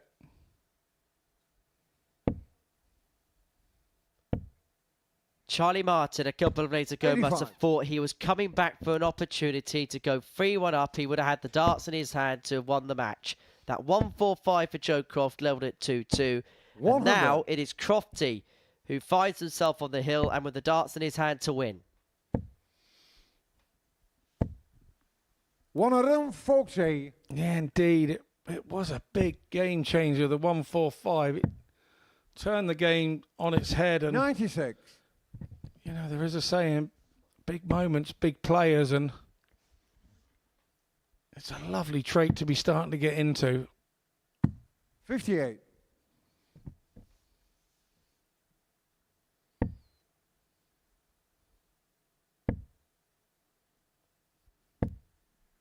$98. Martin continues to do the right thing. Go the right way. 98. Not losing his head. I'm impressed with him here in this game too. But it's a game that's in the control of Joe Croft. Joe Carr, 120. 120 for the match. So he had 1 ton plus checkout that's changed the game. This to win the game. Double 10 doesn't go. So Martin, to save the match, looking for a ton topper of his own. Yeah, if he watches this match back, I think Joe Croft will think he threw that last dart a little quickly. Bullseye to save it. Yeah, oh, wonderful. Like Charlie Martin. A skin save of his own. A 1-2-1 on the ball means we go all the way. Like Charlie a sign of respect for the pair. It's a game that's been played in tremendous spirit. And we have a crescendo leg, and it's a leg that's so important for them both. The winner moves on to 6 points, and the winner will have room to manoeuvre going into the final couple of games of the group. Yeah, lovely stuff there. Joe Croft missing the 120. Charlie Martin taking the 1-2-1. 95.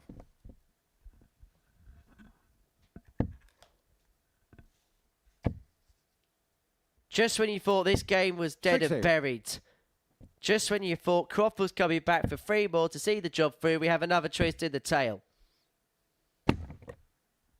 40. What a horrible moment to have a bounce out.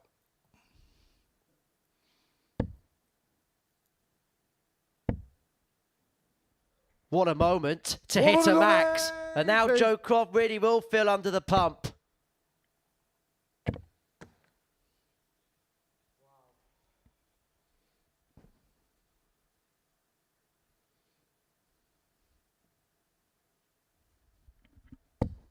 $40.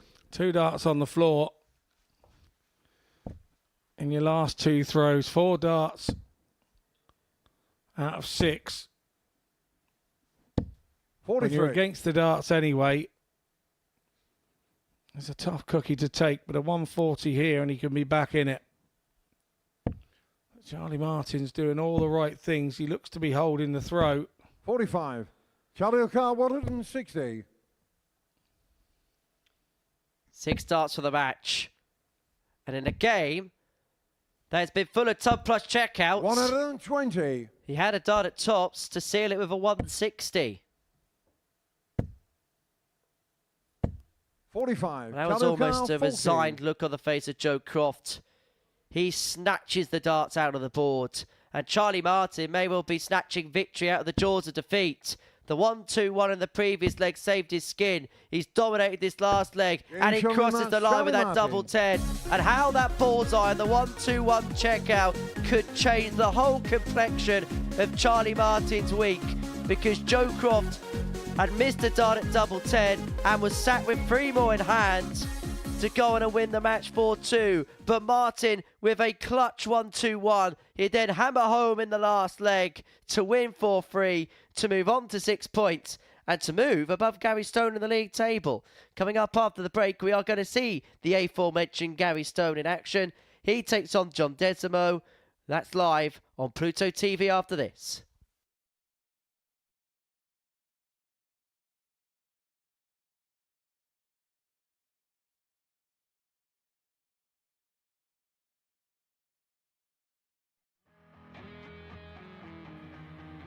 Looking for uninterrupted 24/7 darts? Simply download the Pluto TV app on your smart TV, mobile phone or smart device.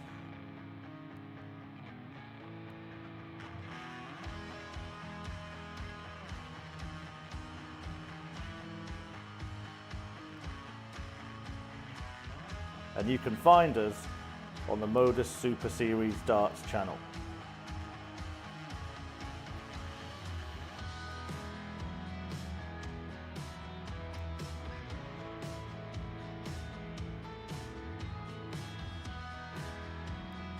Watch us live from 9:30 AM on Monday to Wednesday, from 1 PM and 10 PM Thursday and Friday, and for our weekly and series finals, 7:30 PM on Saturdays. Still not got enough darts? We've got you covered. When we aren't live, you can find the best of Modus on the channel. From amazing charity infantry events. This has to go for Jaden. Big pressure for the little man, but what a shot to stay alive this would be. Go! Jaden Walker taking Britain! And Jaden Walker! Week starring Luke Littler. Could this be it? Bullseye for Littler. In it goes, the 1-2-1. Turns the game in his favour. Record-breaking averages. And record-breaking darts. Double 16. It's Game destructive. shot and the It's match. Daryl Pilgrim with the Daryl record Pilgrim. average. And insane 9 dart legs.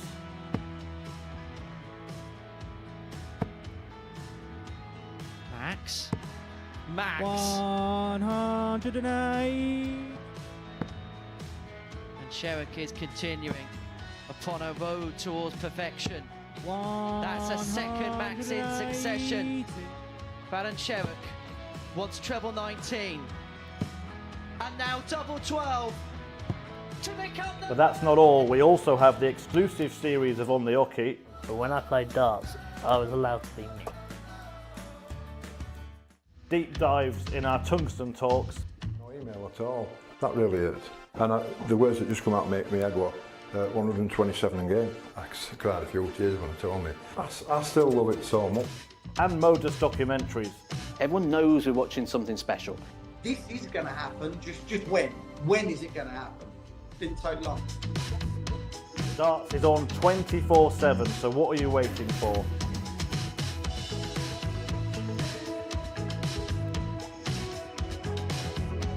Download the app on your smart TV, any smart device, including your mobile phone, and search for the Modus Super Series. And watch us now.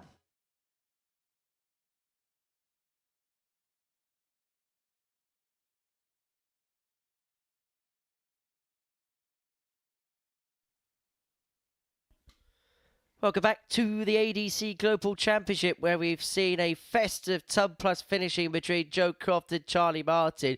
Croft for the 1-4-5 to level up at 2-2.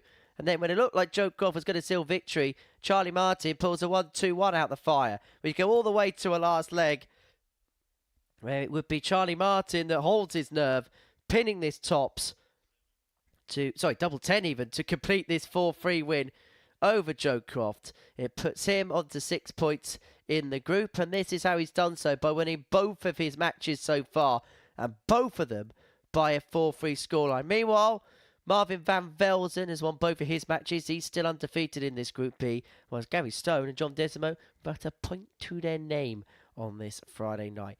So this is the table. Van Velzen streaking clear, 6 points ahead of second and third. Joe Croft is not out of it, but he's put himself on the back foot, whilst the back marker is John Desreumaux at the bottom of the pile. And he's in action next, up against Gary Stone. And if Gary can win this, he moves on to 8 points. He moves himself 2 clear of Joe Croft. Sorry, my apologies. He'll move 4 clear of Joe Croft, 2 clear of Charlie Martin into second position in the table. The Scot, who is looking for his first win of Friday after what was a tremendous Thursday of tungsten flinging here at the Live Lounge in Portsmouth. He takes on John Desreumaux, who was involved in that real conspicuous game against Charlie Martin, a match that he led 2-0, had dominated in the early sways, allowed his opponent back in, and then Martin was able to, well, pretty much crawl over the line in the end, if the truth be told. The way both have played this evening, despite Gary not winning a game, you look at the levels that he's attained, would you still have him as a heavy favourite to win, Scott Mitchell? Yeah, very much so. I think, yes, he's had a couple of setbacks in his first 2 matches. The fear for him here with this one is, first leg, John, is he setting his stall out to make sure this is the game that he wins and putting too much emphasis on it? If you remember back a few months ago, I was in a similar situation, just needing 1 game to win, and I was playing Mason Whitlock, and he was the weak link of the group, and he popped up and played a pretty astonishing game from nowhere, knowing that I was under a heap load of pressure because I'd lost my first 3 games. So it's all about the opposition player knowing exactly what's going through your head. It's something you learn again through experience, having been in the situation.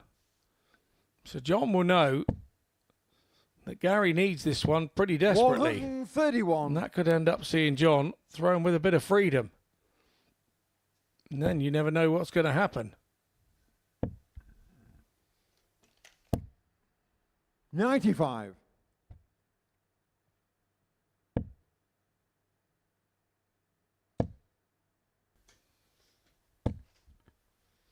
Well, for Gary, he's got to banish whatever demons have gone his way tonight. He's got off to a better start against the throw of John Desreumaux in this one. 44.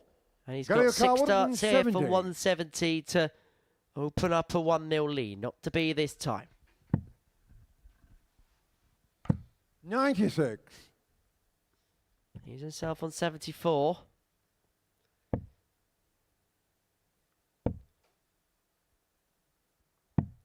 I don't think he can have many complaints about the level he's playing at tonight, because he hasn't played too badly. But he has played 2 opponents that have upped their levels against him or played to a high level against him. 58. He'll feel like if John plays to type in this game that he should get the first opportunity at a double in most legs. That he should have control in most 44. legs. And that this game perhaps 16. may be a little bit more about how he plays as opposed to how his opponent plays. And he pins double 8 there. Second leg, Gary to through Yeah, I very much agree with that. For Gary, he's just got to put his set a stall out there to say, this is going to be my 60. level this game, John. I'm going to do 15 and 17 darters, and if you're going to get me, you're going to have to do better than that.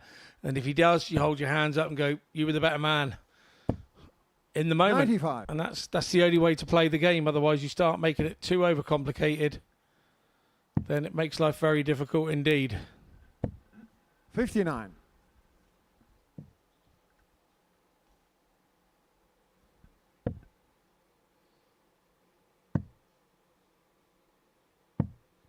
$96.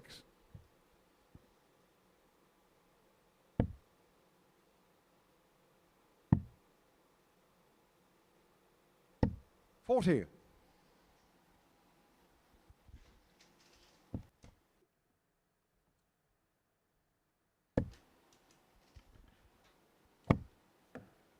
Oh, unideal time for a bounce up there 40. for Desreumaux. That was a treble that spat out the bed. Yeah, and Gary Stone has got to bounce off those moments and punish them. It's not 81. something that Desreumaux has done directly. It's not a mistake by him, but it's just happened on his throw. 140.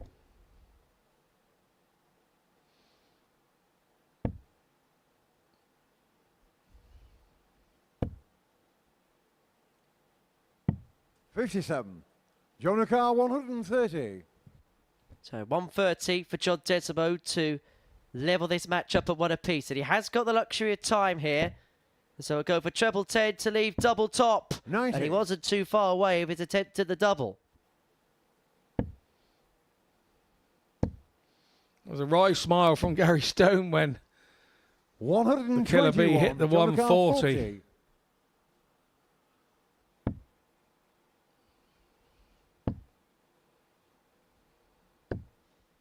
Game shot on the second leg. John Desreumaux. Break back for Desreumaux. We're level at one apiece. John to Gary Stone first. shakes his head because he'll feel like if he loses this game, this will feel like the match where things could get very awkward for him very quickly because he will be precariously looking over his shoulder. Martin plays Van Velzen next, and then he'll be 43. looking at Joe Croft's next match, which is against Desreumaux.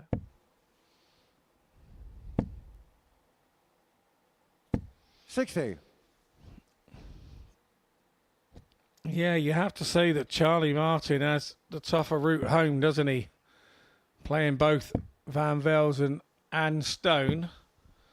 49. Croft has Desreumaux and Van Velzen. Well, it's a possibility 58. if Gary Stone's not careful, his next match against Charlie Martin could conceivably be a shootout. Yeah, very much indeed. 45. It would be one of those back-to-back 12 paces, turn round and see who wins. One of those who holds their nerve type clashes. 135.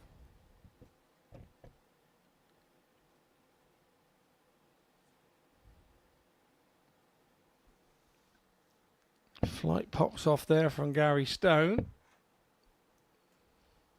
59.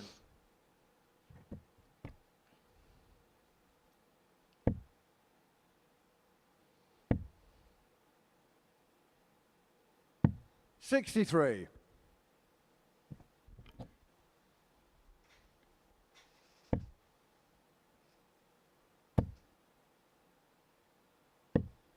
$145. Well, he's left himself on 160 there, Desreumaux. First two are finished, but Stone will feel like if he sets up well here, he should be the favourite for the leg. But jumping a score there means that maybe this leg is up in the offing and up for interpretation. But Desreumaux first poke of the 160. Another one of them. Double top. Delightful from Desreumaux. The 160 goes. The Killer Bee stinging Gary Stone to open up a 2-1 lead.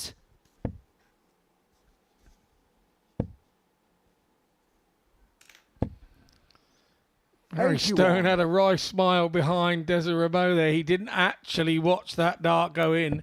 He was off to the water table. And 81. And the smile on his face was like, oh, well, I'm, golly gosh, well, I'm 57. blowed.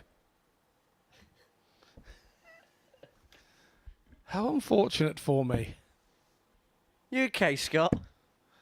Absolutely. 50. Was it 3 weeks now you've been stuck in a comms box at one venue or another? I'm enjoying it. 81. I much preferred it with Helen Chamberlain, I tell you that. Oh, come on! Nothing against Helen. 81. Hi, Helen. I know you do watch this. But can you at least have thrown me under the bus later? 81.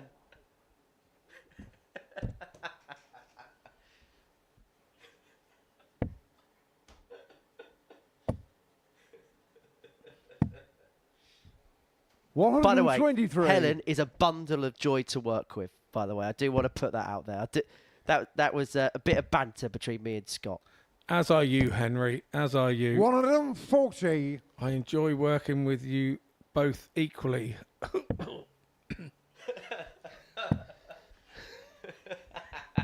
48.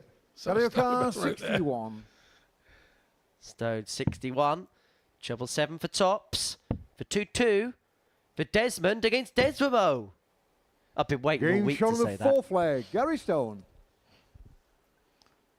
Fifth leg, John the third first. Game on. Nicely done from Gary Stone there, and I've got to say he held himself together when everything was going wrong. The 160 went in, and in the past you'd have seen him self-destruct from 41. that situation. He just gave it a little wry smile and sort of was hoping that Desreumaux 86. couldn't do it 2 legs in the trot, and he didn't.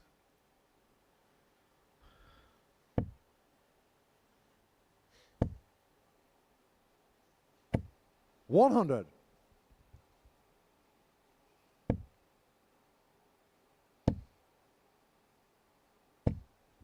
$180. Well, there was a possibility in this game that Gary Stone maybe not discombobulate in this match, but he may be Desreumaux. 78. But you say that, he would have done. He would have done in the past.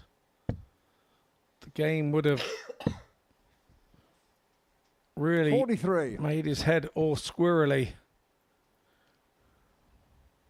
I like what he's done there. We've seen some good 85. bits of that this evening. Positive thinking. I like to see positive thinking in dart players. Not when they're playing me, obviously. 140. In general. 52 left after 12 against the Desreumaux throw. 57. They will be swinging this 52. game in his direction. Double top. It's been reliable Game shot on for the him fifth leg, throughout the Gary course Stone. of this Group B, and it's reliable for him there. And Gary Stone has the darts in his hand Six leg, Gary to through first. complete Game on. his first win of Friday night.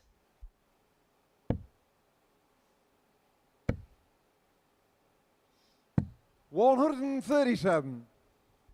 2 treble start for Gary Stone, piling the pressure on his Belgium opponent. 35. And now he's got all the time and space he could want. He has the game here, Gary Stone, exactly where he wants it. 42. And after that 160 checkout of John Desreumaux to move 2-1 in front, there was a fear for a moment that things could have unravelled. But to his credit, he has turned this game around impeccably. 77.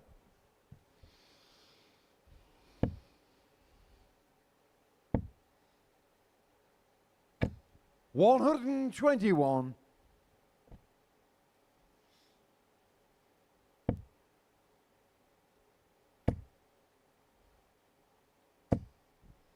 $100.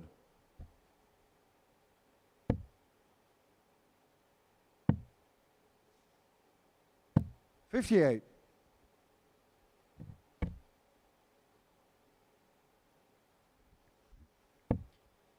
So Stone to win this match. Looking at 1-4-3, and he's going to get 6 darts from this point to get it, that elusive first win of the night.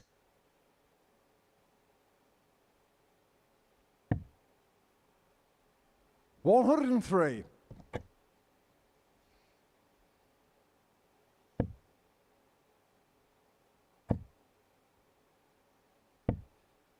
$45. Gariocar 40. To get the job done, Gary Stone looks at tops and now double 10.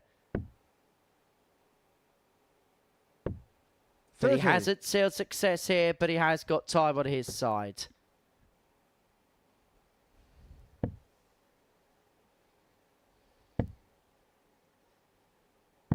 $97. Gariocar 10.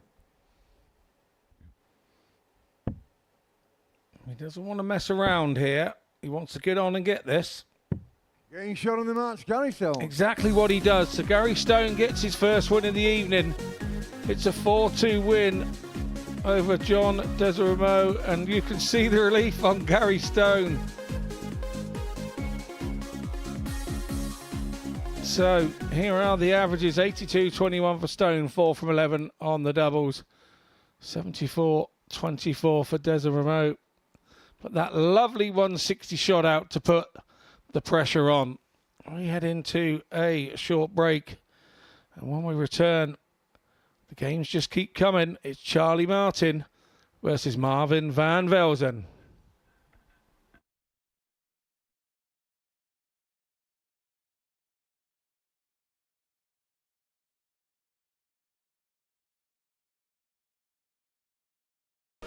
Oh, baby! You thought it was in that you could have given it to me? I did with Taylor. Where's Ross when you need him? Gibraltar revisited. Right, come in here, let's just put a bit of daylight between us. Bigger daylight. I bet you want me to get this, Paul, don't you? I bet you really want me to get this.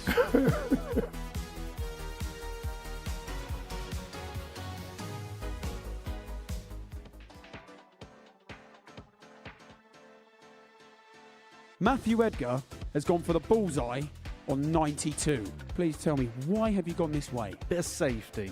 Is that the correct way to go? His next dart would be 17 or treble 17. If he hits the single 17, he's saying he guarantees himself a dart at the ball. It's not quite guaranteed, but the percentage chances of him getting a dart at the ball is quite high. Now, the alternative is going for the treble, so Matt's on 92. Raymond van Barneveld, I believe, was one of the first players to go the treble 20. His basically reasoning was, as a professional dart player, he backs himself with 2 darts being that good to hit a treble. If they don't hit it and they hit a single 20, this is where the next bit of dilemma comes in. Back in the day, they would have probably gone on for the treble again, okay? Nowadays, we don't really see that very often. The next shot with 72 left, 8, maybe 9 times out of 10 is 2 double 18s. I mean, look at the size of the double segment. This is another fact that it's big. The bullseye's tiny. That's the thing, isn't it? I think to myself, I would personally, if you're a good dart player, I think go the single 2 doubles. And then next thing you know, someone's gone the 25 route and I find myself calling game shot. Which route would you do on the 91s, the 92s, the 93s, the 94s? Should you go for it? Or should you lay up? Your opponent's on 212 points. This is a World Championship semi-final. The fans out there, they're all against you. You need something to get them on your side, perhaps. What would you do? Genuinely, what would you do in this situation? I'd be going for it. Got to go for the bullseye. And what's your reason behind that? Why would you do that? Just got to believe in yourself. Give yourself a little bit of a G up. If you hit it, it's going to look incredible. And if you don't, then you've got time to sort it out. Me, as somebody who likes me mathematics, I would probably say do the sensible thing, lay up. This is a World Championship semi-final. Jared, he wants to get the crowd behind him. So there's 2 options. You might be on 170 thinking about whether to go for it. Your opponent is also on 170 and you're thinking to yourself, he's a great dart player, he's in the World Championship semi-final. Is he really going to take out 170 under this pressure in this occasion? Probably not. So you decide to lay up. Now, we've seen examples of that in the past. I think Mensur Sulovic famously took out 161, I believe it was, against Van Gerwen when he chose to lay up. This happens quite a lot. Most of the time, your opponent's not taking out that 170 when they come back. So laying up probably is the best thing to do, but sometimes it backfires and then, well, fair play. Darts maths!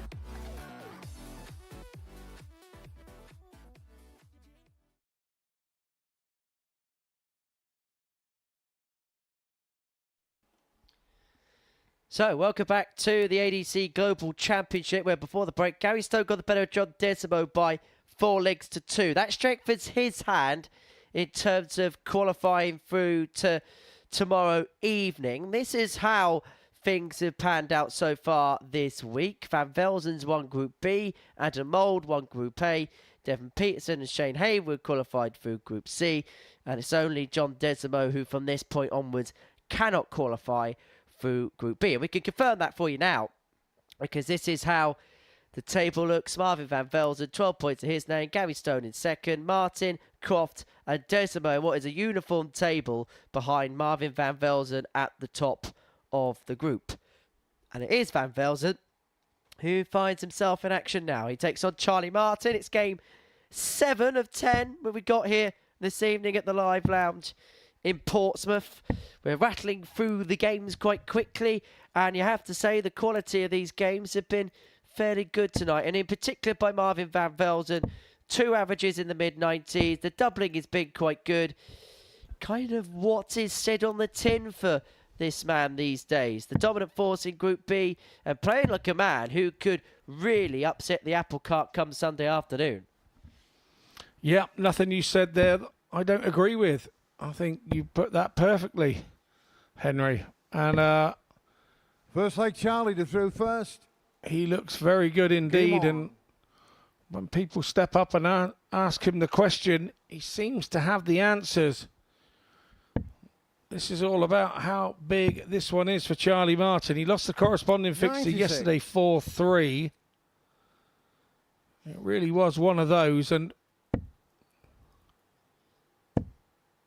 for Charlie Martin yesterday, 59. he didn't have the throw.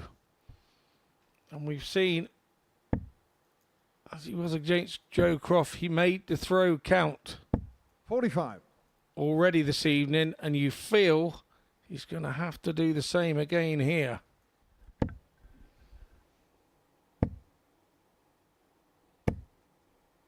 For Marvin, he'll be looking at completing a perfect group, winning 8 out of 8 and giving away this air of invincibility in this Group B.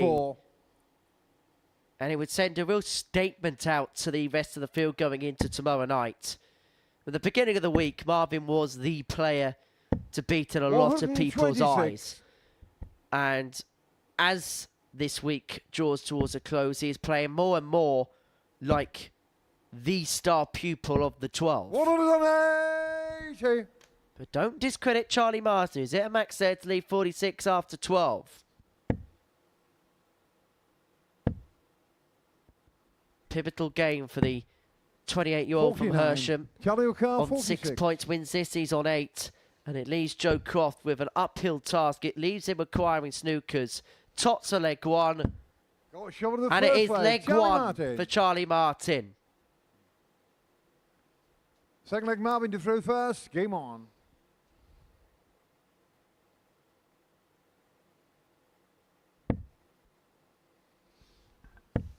Velzen on after one leg doing a 93 average. Charlie Martin, obviously 15 dart leg, is 100 average. So he's on 100.20. 60.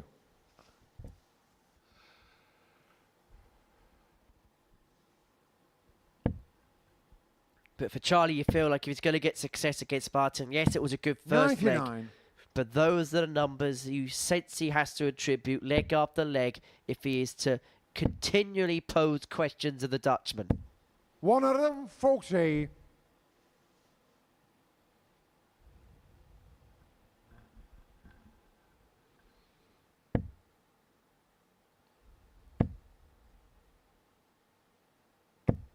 $140.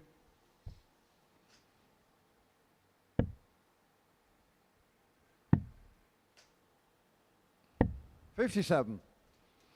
When he loses a leg, the next leg you see Marvin concentrate that little bit more and try and make sure that little bit more with his throw. 137. He's given every dart the best chance to hit its desired location or his desired location. 60. Marvin Carl 40. He's left tops after 12 in this leg. And he's got time on his side. Game show in the It's a second leg. 14 Marvin darter, van the square up Velden. at 1 apiece. Third leg Charlie to through first. Game on. But for Charlie, his route to success in this match is as simple as if he holds 4 times, he's over the line. He doesn't have to worry about breaks. As long as he does the job that he needs to do on throw, he will pick up the points. 81.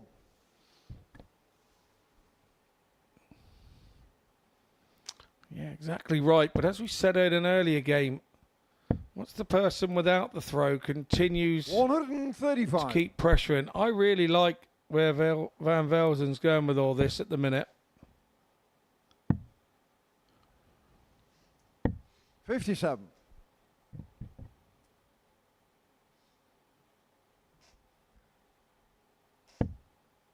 I know I'm going to ask the question which is 137. but when it gets to Q School in January, how would you rate Marvin's chances of getting a card? 60.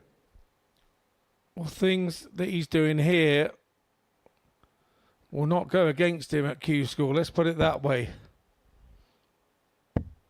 I think that Marvin 100. will probably go into the European version of Q School in probably one of the best 99. sort of feelings, Marvin one of the Carl, best feelings he's had. 129. He knows he'll be playing tidy. Whether he wins all this over this weekend or not, I think he knows his game's in good shape. 89. He's talking like a very confident young man when I interviewed him earlier.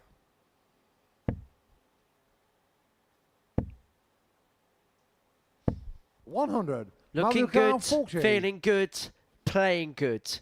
And again, leaving tops after 12. And this time it's for the break.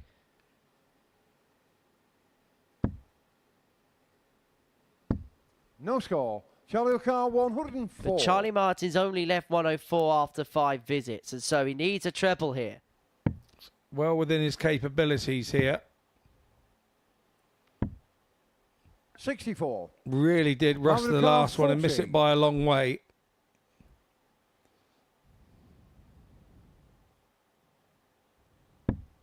Game shown the third leg. And against Marvin Van Velzen in this type of mood, you do not expect to Fourth leg, miss Marvin one to third opportunity. first. He come back for a second and then him Game on. bodge 3 more.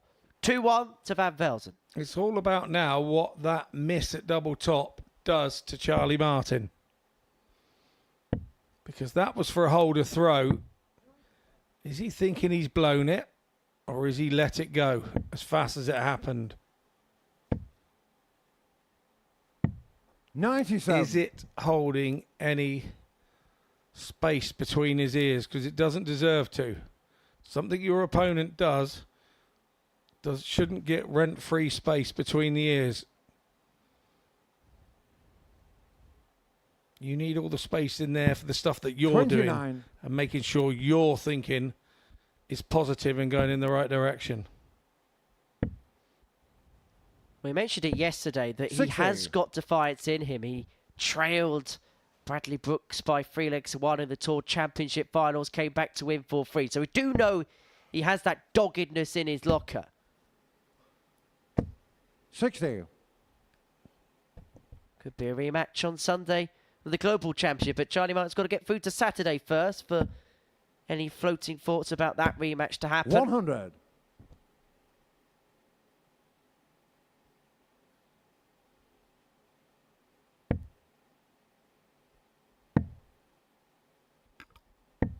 $131.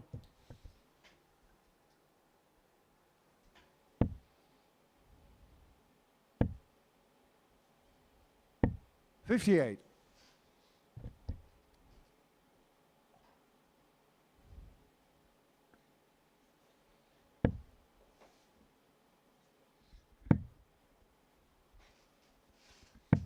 $60. He's just hit a bit of a stalling point at this present moment in 100. time. Martin Marvin hits a Carl, ton to leave himself on a 124. 2-darter. Van Velzen 1-2-4 for 3-1.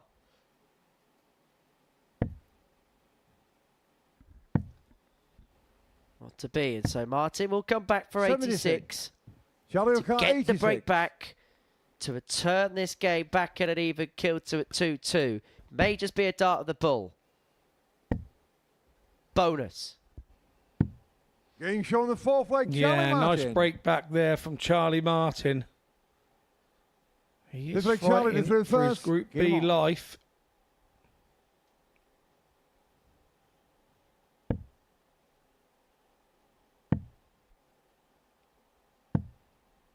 Tell you what, it's the second time tonight he's taken out a real clutch shot that if he didn't take out, he could have found himself in a whole heap of trouble. It was the 1-2-1 against Gary Stone in his previous 139. match. And in this particular instance, sorry, Joe Croft in his previous match, and in this particular instance, that double seven on the back of the 86 where if he missed, he could have found himself 3-1 behind. And now he's looking to turn the page in this contest. This is a very different match mentally for Charlie Martin because he knows that Marvin is just going to throw with freedom because he's already qualified. So he knows exactly what's coming from his opponent. With the Joe Croft game, he didn't know what was coming from his opponent because there was so much on the game. 95. Were either of them going to grab the game by the throat? So a very different mindset going into the game. 180. Well, what a leg this is from MVV to get the break back. Set himself on 42 after 9. 42. To go 3-2 to the good and then have the darts to win in the next and to preserve his 100% record. But it's a slip-put dart 1. He's going to have to spurn one here. And he's going to leave himself on double 4. He only needed the one dart anyway. It's a dozen darter for Marvin van Velzen. He gets the break. He leads 3-2 and has the darts in his hand now to complete a 4-2 victory to make it 7 wins from 7 and to leave Charlie Martin in the lurch. Charlie Martin had borrowed Gary Stone's wry smile there at the table. 140. Very clever work from Marvin to stay. A lot of players would have hit that 17 as a mistake, not thought of staying there, try and get out of there as quickly as possible. But he used one bad dart to make the next dart an easier good dart. Had he moved to somewhere else in the board after missing the big number, could have caused himself a few problems. Mature and wise beyond the young man's years, stayed at the 17, takes out the double 4. Just really good stuff from him. Charlie Martin is not going away either. That's a massive 180 under the circumstances. 135. He has turned the throw round. Charlie Martin has now turned the throw round. And this is good stuff from him. 105. And he leaves himself a single, double combo. Or will it be treble to double? 58. Charlie O'Carr, 76. He leaves options. He's been hitting the treble 20 frequently, so I'd say he'd go 76. Nicely done. 68. Marvin O'Carr, 123. Now he has to hope. Now he has to hope that Van Velzen hasn't got something clutch. He has to hit some sort of treble. That's that. No fear of messing with the treble 16. Bullseye for the game. Oh, Marvin Van Velzen. And you do those things when you are so confident. When your game is right on point, you don't worry about those things. You look at that shot and go, I want one there, and I'm putting one there. The confidence of Van Velzen is absolutely sky high in this building. He's pleased with that, and quite rightly so. Look at Van Velzen, 97.62, 4 from 8 on the double in. Charlie Martin, what a brave and he just didn't give the game away. He made Marvin go and win it. 91.24 for him. He'll head off with his tail between his legs, Charlie Martin, but he shouldn't. It's a win for Marvin Van Velzen. We're heading into a short break, and we return with Joe Croft taking on John Desreumaux.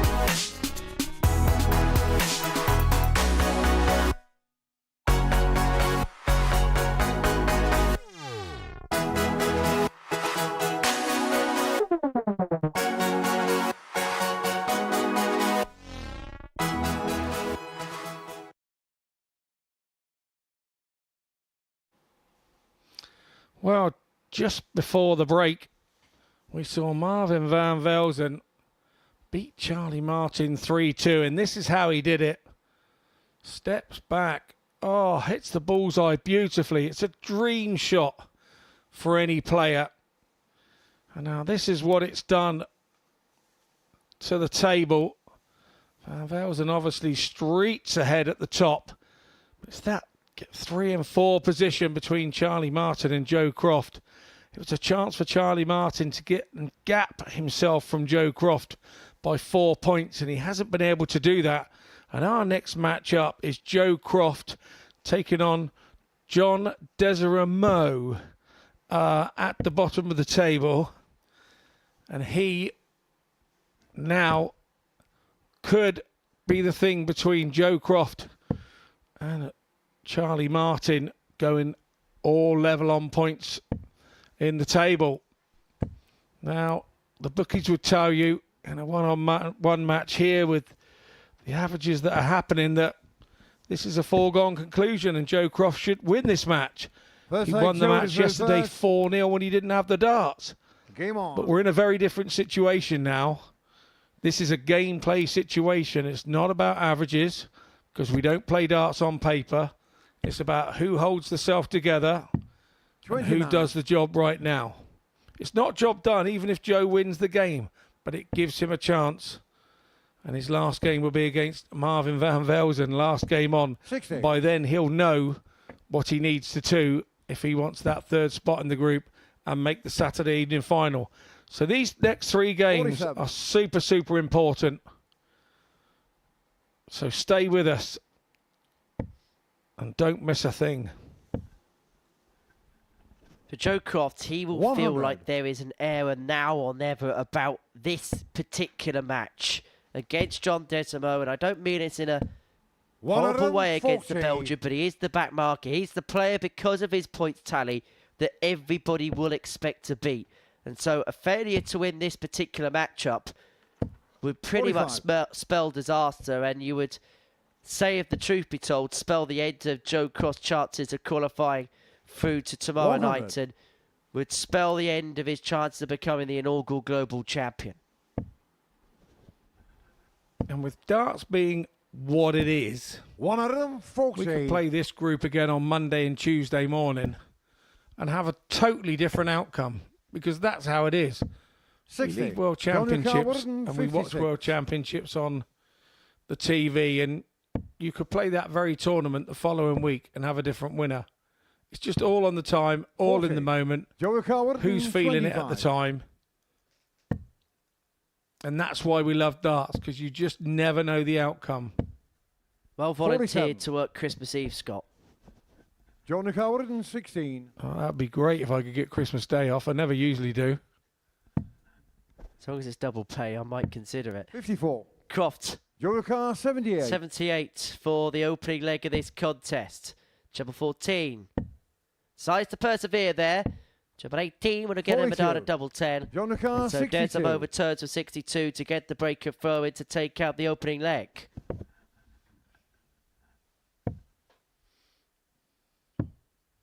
$54. Joe Car, 36.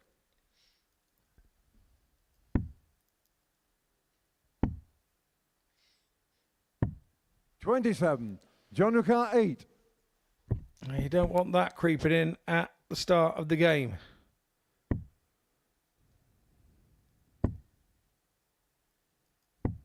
$4. Joe Car, 9. So Croft looking at 9. Looking at double 4. Game Well, that's show a on the picture of first the leg, first Joe Croft. leg. He puffs his cheek out because he knows he's got away with that. The first leg's Second on leg, the John, the board, first. but it was Game far on. from straightforward for him.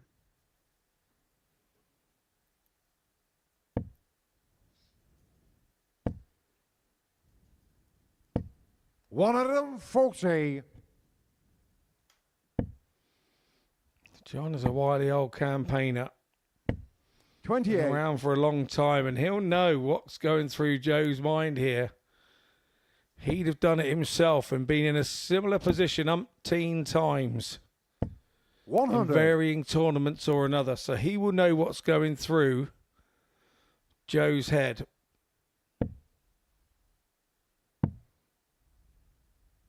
$96. And this is a situation where Joe has to show him that he doesn't.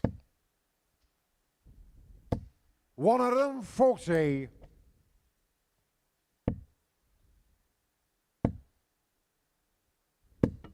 $40. John Car, 121.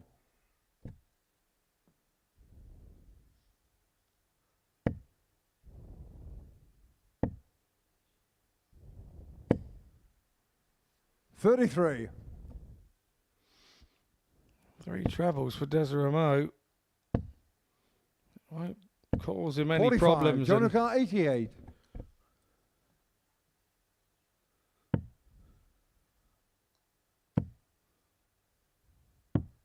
$40.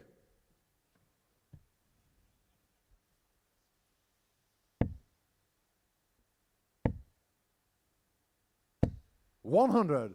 John Car, 48. For level match, double 16 for Game show on the second Desreumaux. leg. No mistake John there. Desreumaux. And perhaps a leg that John Desreumaux deserves in this Third leg, match. Jody through first. Game on.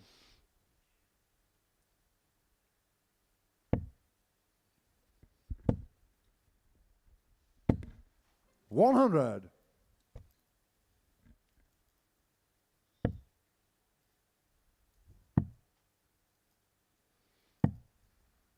$33.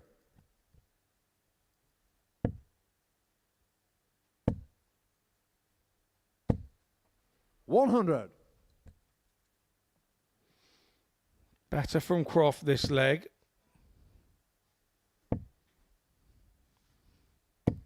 40.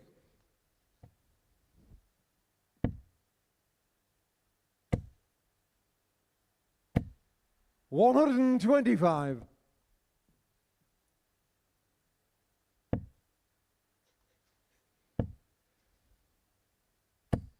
60.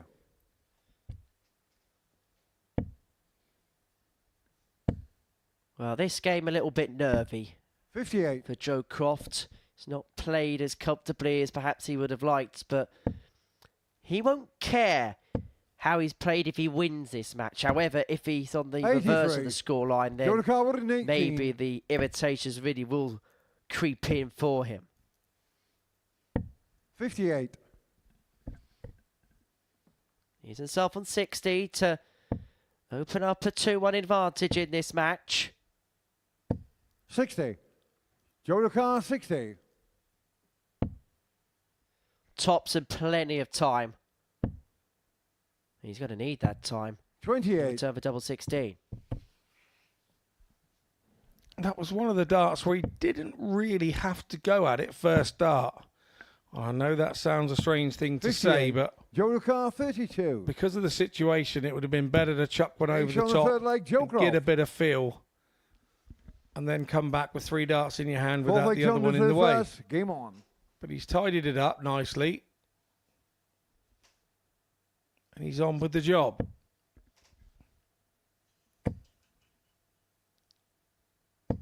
$60.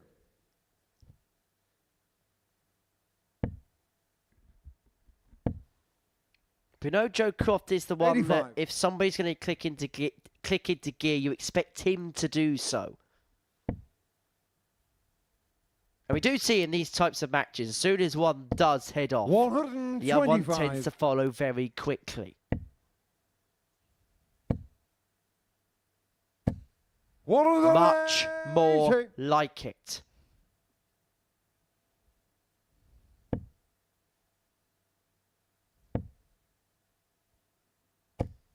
$60.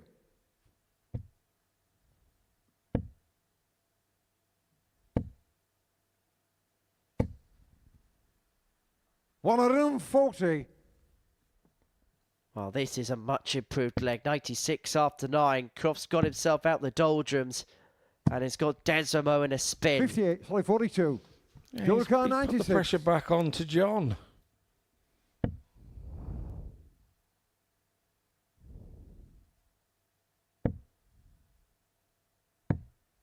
$88.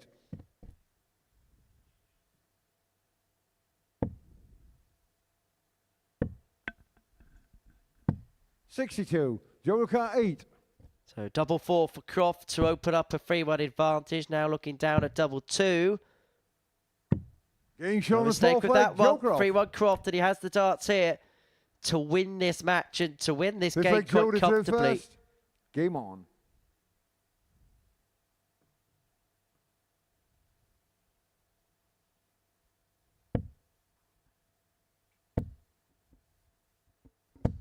Well, 85. because of his superior legs difference, Joe with a win here would move into the top 3 of the league standings. Still in the control of Gary Stone, but we should mention that the 95. next game is between Stone and Martin. And realistically, I think we'll know the 114. picture for the... Well, we pretty much will know the picture by the end of that game. Croft will take on Van Velzen in the last. 100. Martin with a win. We move on to 8 points in that game against Stone. It mean that we'd have 3 players potentially tying 8 45. points come the end of the night if Croft was to beat Van Velzen. Still a lot of darts to be played. 59.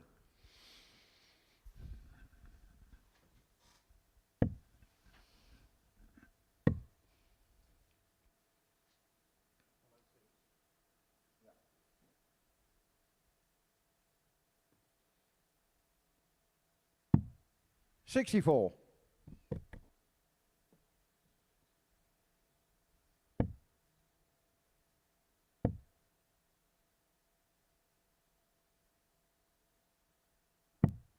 $82. Joe Car 167. 6 darts for the match. Desreumaux over mathematical error there. Means that he can't leave a finish. 59.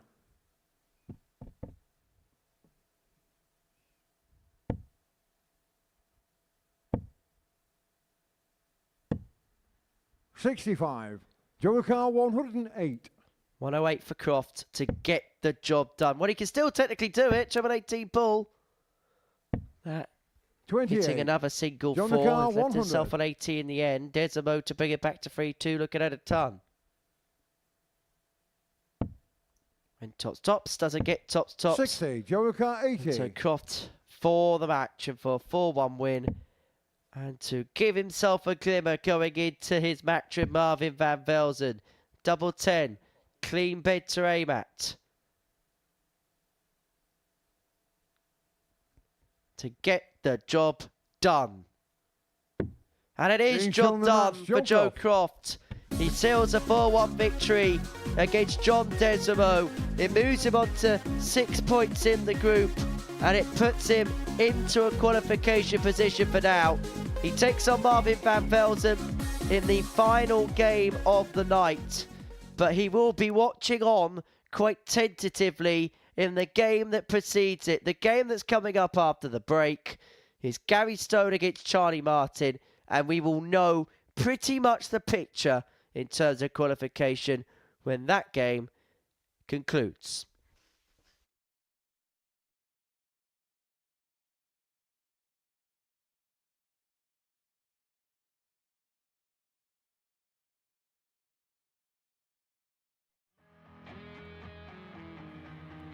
Looking for uninterrupted 24/7 darts? Simply download the Pluto TV app on your smart TV, mobile phone or smart device.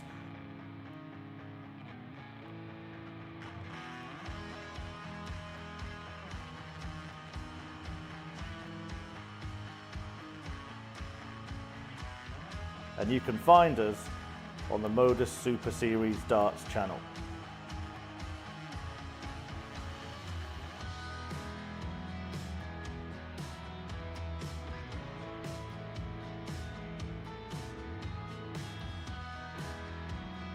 Watch us live from 9:30 AM on Monday to Wednesday, from 1 PM and 10 PM Thursday and Friday, and for our weekly and series finals, 7:30 PM on Saturdays.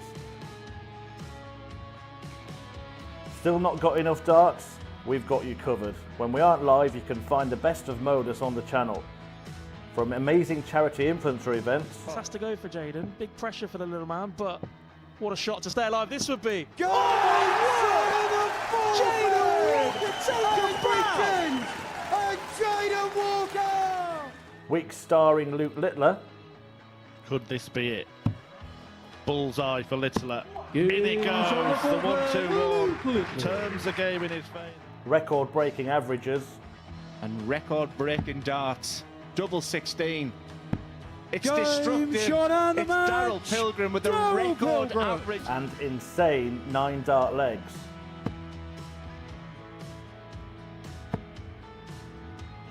Max. 108. And Sherrick is continuing upon a road towards perfection. That's a second max in succession. Baron Sherrick wants treble 19. And now double 12 to become the... But that's not all. We also have the exclusive series of On the Hockey. But when I played darts, I was allowed to be me. Deep dives in our tungsten talks. No email at all. That really is. And the words that just come out make me head what? 127 in game. I cried a few tears when they told me. I still love it so much. And Modus documentaries. Everyone knows we're watching something special. This is going to happen, just when? When is it going to happen? Didn't take long. Darts is on 24/7, so what are you waiting for?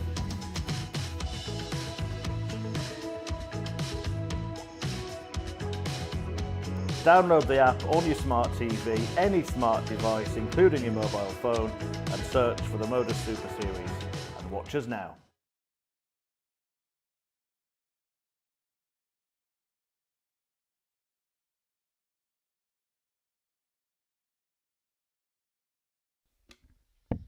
Welcome back to the ADC Global Championship, and on Sunday afternoon, that table is going to have the trophy on it. It's a heavy trophy. It's a trophy that means so much. It's a trophy that these players have worked throughout the course of 2024 for. And for Gary Stone and Charlie Martin, they conclude their groups here. Gary only needs 3 legs to progress his way through to tomorrow night. Well, Charlie Martin, with a win, would move himself on to 8 points, and then he would need to hope that Marvin van Velzen does him a favour against Joe Croft in the final game of the session. But Gary, he has only picked up 1 win so far tonight. That was a full 2 success against John Desreumaux for first leg. Gary did through Charlie. first. He beat John in his Game first on. match before then, pivotally, getting the better of Joe Croft in game 5 of the session.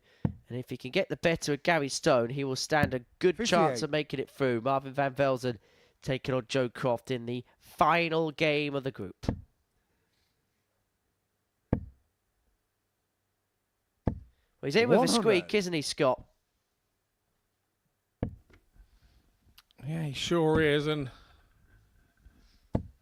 100 finding this one that Gary Stone is the one who's in relax mode. 57.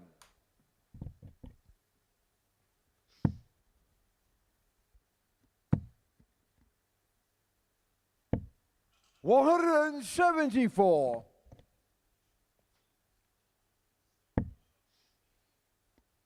Stone leads himself at 89 after 9 to take out this first 81. leg, and he's got so 89. much time and space. Maybe I only need to get to 3. May get the first one done in 11. 57. But he can get it done in 15 if he so wanted to. May possibly be allowed 18 darts to win this leg. 96. Gary O'Carr 32. Back again.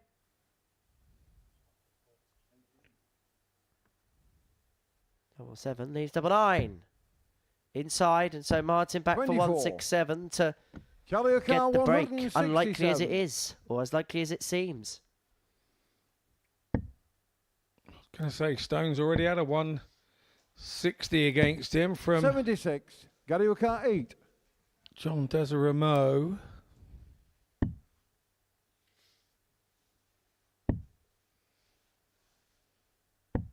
Four. Charlie O'Carr 91. Martin looking at 91. This is a leg that he should be nowhere near winning. But if he finds tops, he has Finish on the robbed first Gary leg, Stone Charlie there. Martin. And even Dick Turpin wore a mask. Second leg, Charlie to through first. Game on.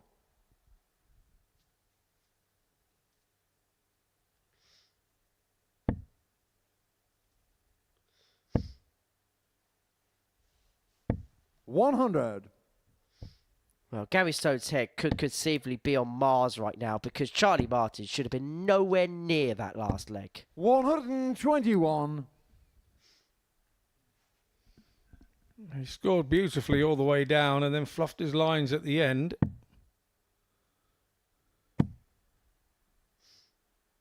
$80.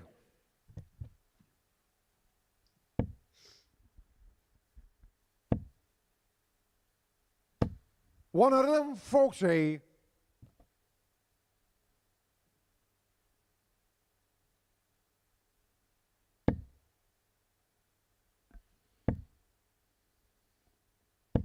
$60.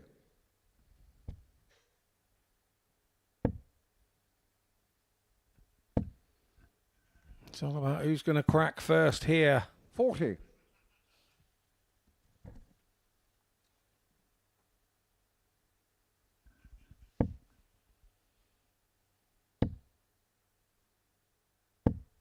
$24. You get the sense that somebody here needs to find a bit of a second wind because this leg has gone quite pedestrianly.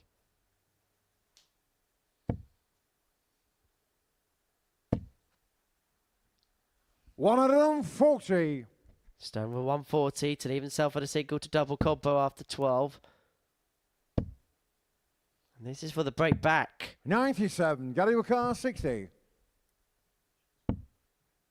Big 20 for double top. In the corner, on the second leg, Gary and Stone. the ever-reliable double top comes to the aid of Gary Stone. Third We're leg, level Gary at to 1-1, first. but he Game looks on. very hot under the collar.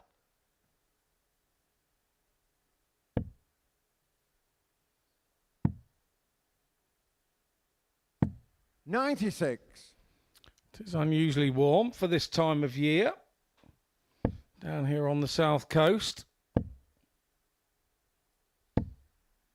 100. Yeah, it's been the type of weather that you could probably get away with wearing a slightly bigger layer and not wear a coat. 40. Santa may have to use his retractable wheels and not skids down here this year. 131.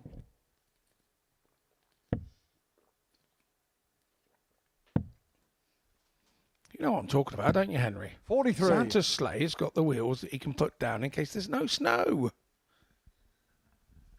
And I heard this year he's gone electric, hasn't he, with the sleigh, so when the wheels are there, he doesn't have to use up any fuel or anything like that. No, I think they run on 60. carrots, the reindeer, not electric.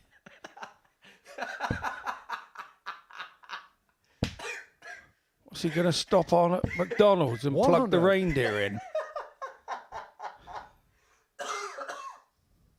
Do you not know the price of electric? Are you still living at home with your mum and dad? Oh, yeah, you are. I forgot. 81. Do you know what? I've said some things on this commentary box. I think that might be the stupidest thing I've ever said in here. There's still 2 days left to go to the end of the year. Plenty of time 58. for worse. Charlie O'Carr 129. 129 for Martin for the breaker throw and a 2-1 lead. Double 12. 105. Gary O'Carr 164. Well, this a big moment potentially. This a big finish potentially. The bullseye skimmed by a Gary O'Carr wire. 24. Martin back for double 12 for the break and a 2-1 lead. If Gary Stone had had fatter points, that would have been in. Getting shot in the third leg, Charlie Martin. No mistake from Charlie Martin. Fourth leg, To break Charlie a to throw throw. first. He's doing everything he needs to do. Game on. He's not bothered who's missing what. He's just going about his business.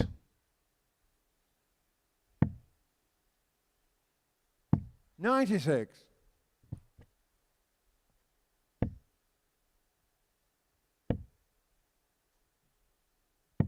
$57.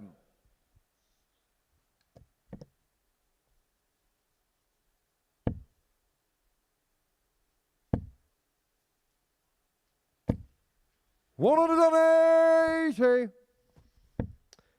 Well, Charlie Martin here really beginning to up it. And really beginning 40. to put Gary Stone under pressure. He got the break in the previous leg, and he has got all the time he wants in leg 4 to confirm it, to open up a 2-leg gap. Gary Stone smiles 81. in the background. He might be feeling, here we go again here in the live lounge. 48. Charlie O'Carr 144. However, Gary will remember the first leg where he was in full control 58. of and Charlie Martin managed to nick. And that's what he's got to think of this present moment. I know he's streets behind, but he has to hope that Charlie Martin makes an absolute pig's 57. ear of this. Charlie O'Carr 86.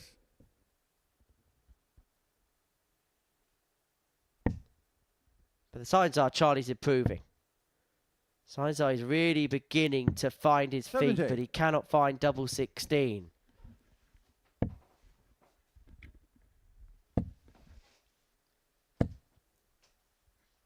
$140. Charlie O'Carr 16. Nice trip, Gary. 8-8 for Charlie Martin. Game show the 3-1. fourth leg, Charlie Martin. 2 clear, 3 to play. Fifth And I'll leg, tell you Gary what, Desreumaux we first. Game on. talk about it jokingly. He's landed awkwardly and he looks in a fair bit of discomfort here. He's twisted his ankle, hasn't he?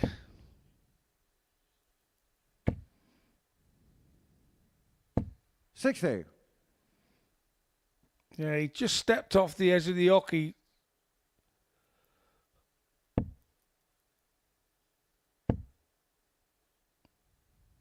$100.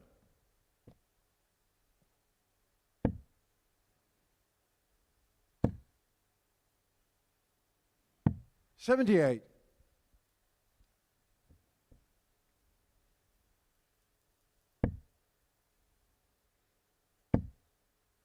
Charlie Martin wins 4-1. He is safe as houses. And it looks like he's going to get that leg. And suddenly Gary Stone is praying that Marvin van Velzen could get him out of jail. 60.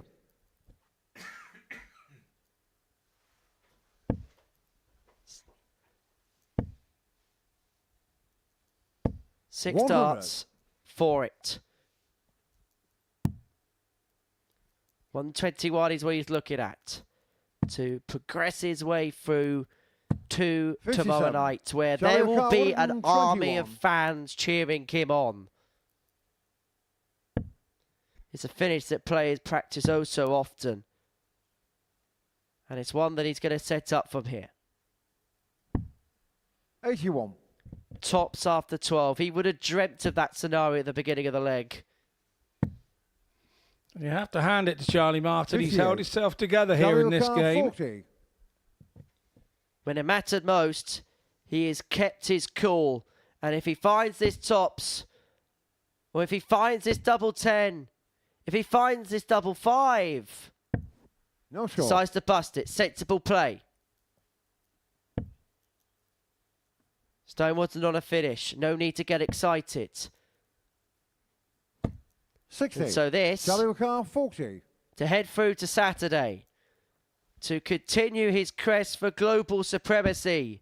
Double top for Charlie Martin. It's awkward. It's Game in, show on the match, and Charlie he's in. Charlie Martin is into Saturday night to the Global Championship, and he has dealt a bitter blow to Gary Stone in the process. A 4-1 success because of the margin of victory is enough, courtesy of legs difference, to secure his passage through. He picked up just a solitary win on Thursday night, but 3 from 4 on Friday has seen Charlie Martin progress his way through, and now Gary Stone has the ultimate waiting game. It's as simple as this.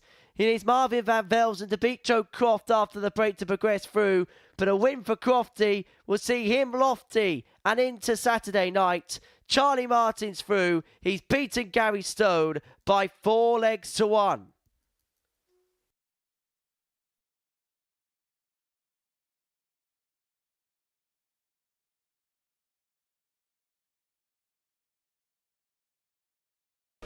Oh, baby! You thought it was in that you could have given it to me. I did with Taylor. Where's Russ when you need him? Gibraltar revisited. Right, come here, let's just put a bit of daylight between us. Bigger daylight. I bet you want me to get this, Paul, don't you? I bet you really want me to get this.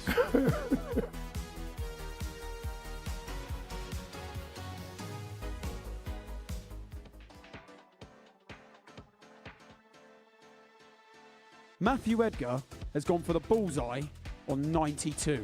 Please tell me, why have you gone this way? Bit of safety. Is that the correct way to go?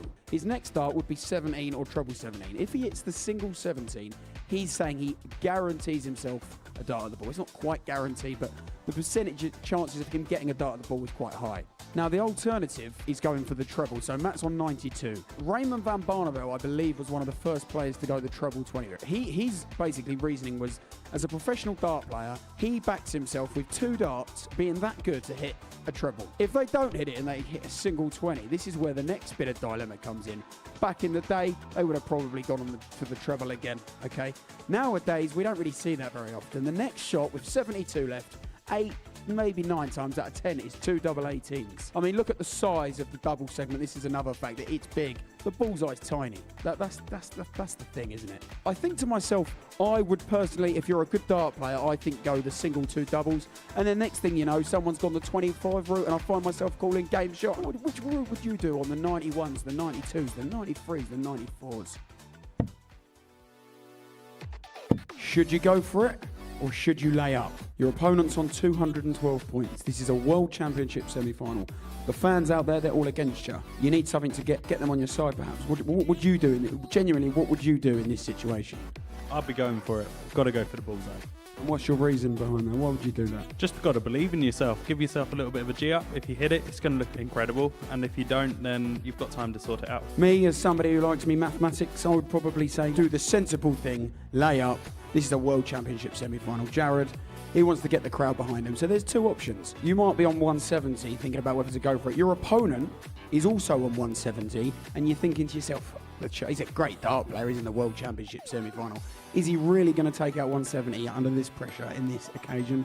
Probably not. So you decide to lay up. Now, we've seen examples of that in the past. I think Mensur Suljovic famously took out 161, I believe it was, against Van Gerwen when he chose to lay up. This happens quite a lot. Most of the time, your opponent is not taking out that 170 when they come back. So laying up probably is the best thing to do, but sometimes it backfires and then, well, fair play.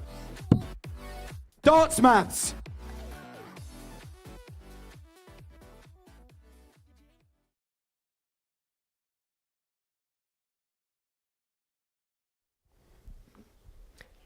Welcome back to the ADC Global Championship, where Charlie Martin has booked his place through to tomorrow night, doing so by getting the better of Gary Stone by 4 legs to 1. Charlie joins us here in the studio. First of all, many congratulations. What's your overall feelings at this present moment in time? Thank you.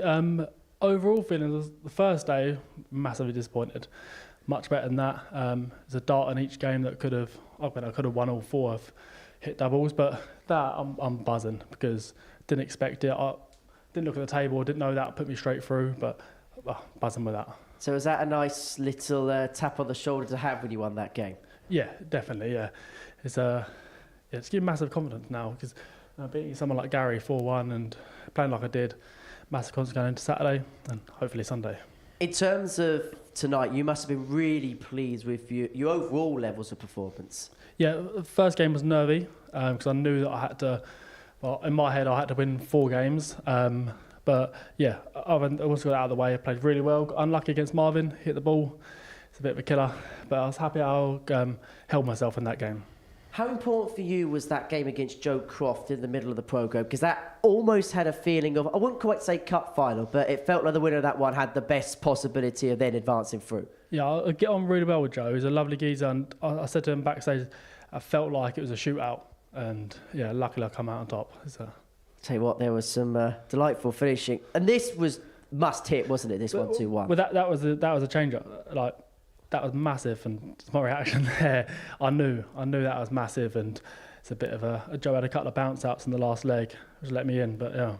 You're not one to give much away on the hockey. You're quite a cool customer, but at points tonight when it really mattered, didn't go overboard with celebrations, but you gave it a little bit, didn't you? I find it hard because I get on well with everyone behind the scenes, and then when you come up there, I find it hard to switch on and almost be nasty. Do you know what I mean? You have to be ruthless, but I know the crucial moments when I hit them 1-2-1s and that. I know that I have to give it a bit just to let the other person know that I'm there. You know what I mean?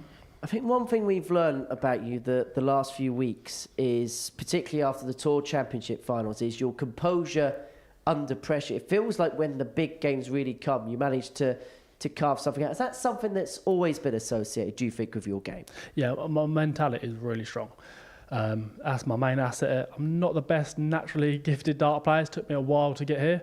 But yeah, that's what I've got in my locker. And I think the bigger the moment, the bigger the crowd, and that's when my potential comes out of me. How important has the ADC tour been in terms of your progression as a player? Massive. I wouldn't be here without it.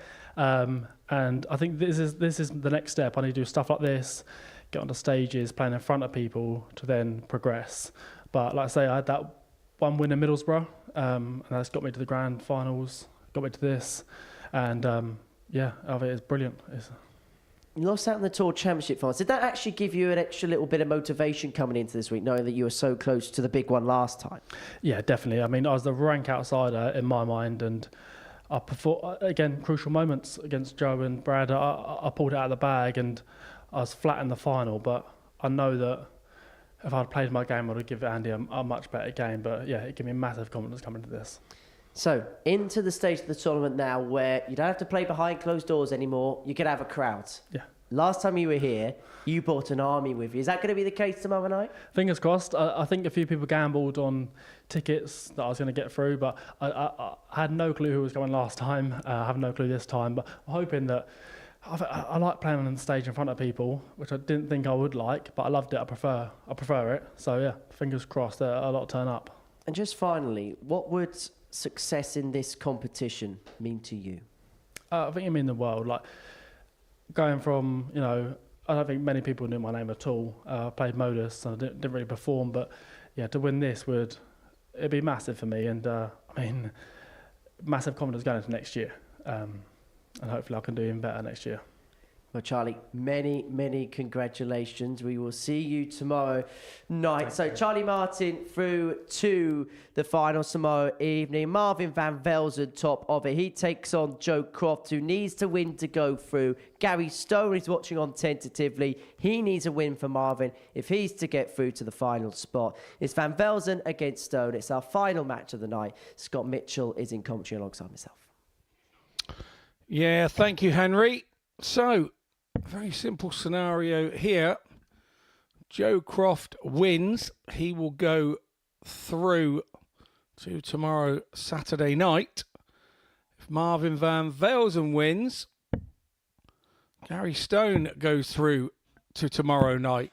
So, a very simple scenario. Should Van Velzen win, he will join a perfect Group B campaign bunch of people or players. Andy Bolton, Alex Spellman, David Davis, David Evans and Bo Greaves have all had a perfect Group B campaign. First leg, so Marvin, there'll be a bit to chat about no matter what happens here. Game on. Does Van Velzen go through the card and do 8 out of 8? Or does Joe Croft come through this game and any sort of win of any score? We'll see him through to the Saturday night final. Hello again. Yeah, nice to have you back, Henry. Have you been moonlighting? Well, this big game of big significance between MVV and Joe Croft. Charlie Martin's done his job. Van Velzen's done his job. He's just finishing it off here against Joe Croft, who, for him, the knockout stages of the Global Championship begin here and now. 100. A defeat here, he's gone. He's out. And his chances of lifting the magnificent trophy will come to an end. And Gary Stowe will live another day, will survive 100. by the skin of his teeth to make it through to the showdown. And it's Van Velzen who's got to the quickest start of the two. His match, Joe Croft against John Desreumaux, was very nervy last time out. He cannot afford that same nature here against Marvin van Velzen, who's left himself on 1-2-1 after 9.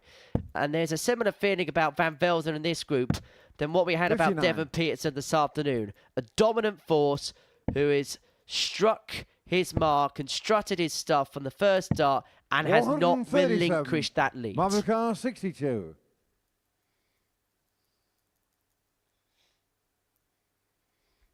The way that Van Velzen has been playing, Croft doesn't expect to get back here. Game show in the first leg. And Marvin exactly van right. Velzen. That's what he's been doing. Second leg, Jody through first. Game on.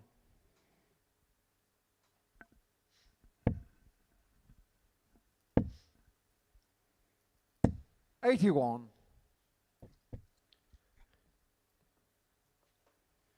going down to the wire. Yeah, we said it would on Monday morning when we reviewed the groups. 134.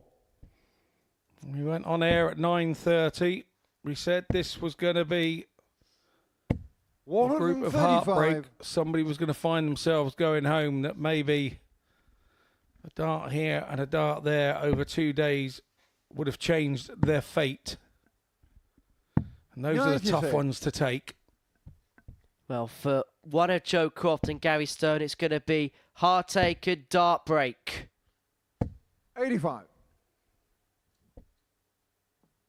Oh, we gather Gary's already left the building.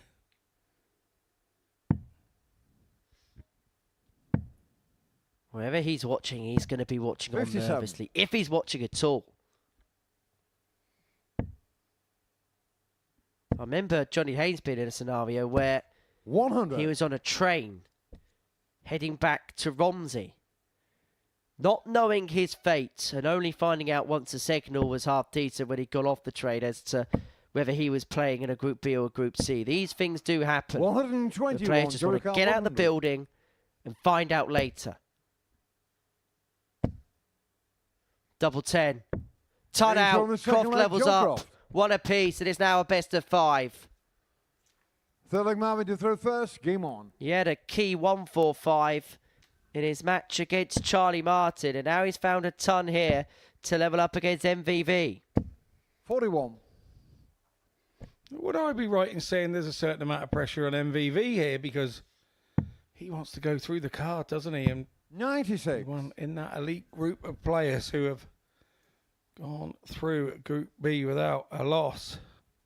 And I do think Marvin van Velzen is one of those players that does like to chase records, and I think he's very much aware of what he does 99. in terms of results, in terms of performances.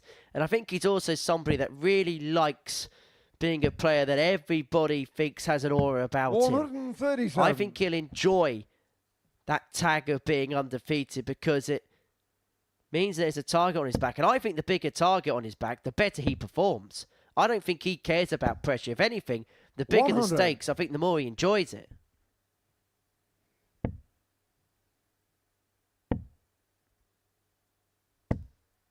$84. I think you have to learn to be like that, because that's where all the great players come from. They love being under pressure. 57. You've got to enjoy being uncomfortable sometimes in this sport. 45.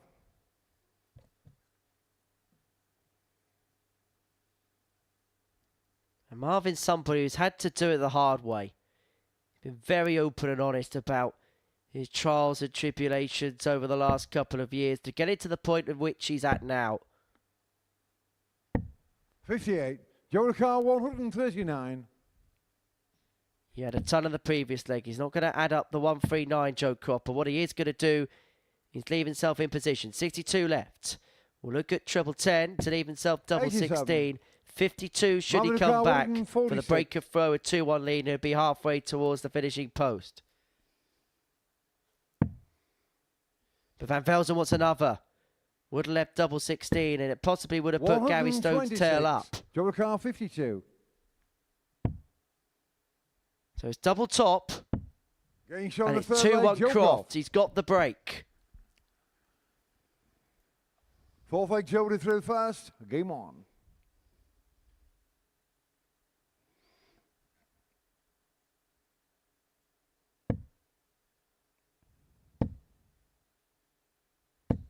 $140.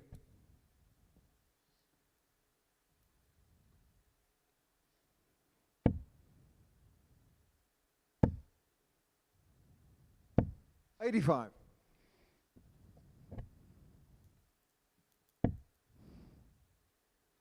Well, you have to feel for Gary Stone here if Joe Croft is to go on and win. He missed out on Group A. He had a 4-point lead in Group A going into Wednesday. Missed out on legs 1. And then possibly missing out here in Group B by 45. the most slender of margins. To quote treat the great, or quote the great Ian Smith, the Kiwi 40. cricket commentator, he may well miss out by the barest of all margins.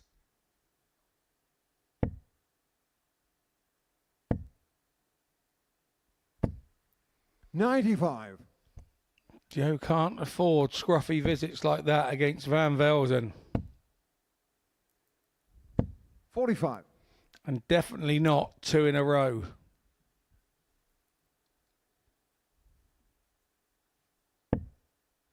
But this has been an off leg for Van Velzen. Up until that point. And now suddenly things change. And he threatened the 146 in the previous leg, did MVV. 45. That's 3 visits in a row for Croft from a very commanding position. And he's let Van Velzen back in. Couldn't apply the second treble, but he's going to leave 91. tops. 9 darts ago, all the pressure was on Van Velzen. Now it's on Croft. 71. And that's the result. Mario Kart 40.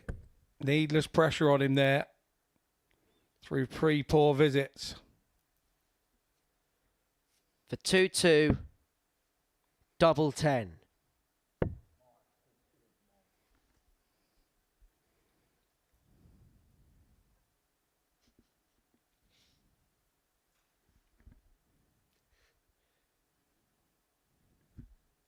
Two 5s.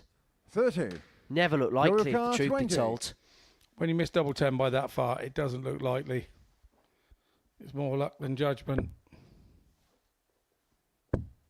Game shown Nicely the done fourth from leg, Joe Joe Croft. Croft. He had to wait a while there. Marvin took his time. Fifth leg, Marvin, you through first. On 2 Game occasions, he took his time going in for the tops, and then he took his time going in for the double 5. So that was a longer break there that Joe Croft had to deal with. 134. But now Marvin is a little bit upset with himself by missing the double, and he will go like a steam train now, and you've got to go with him. 140. Nicely done, Joe Croft. Well, he's got it in his hands. And even if he 60. loses this leg, Joe Croft, he will have the darts in the next 2 to complete the job. It doesn't matter about margin, it just matters about winning. This is very good from Joe Croft. 140.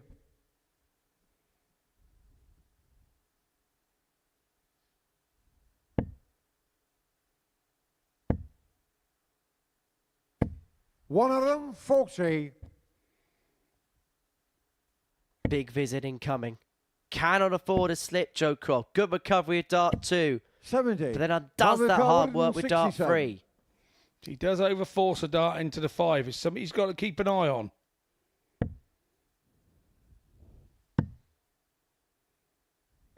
$81.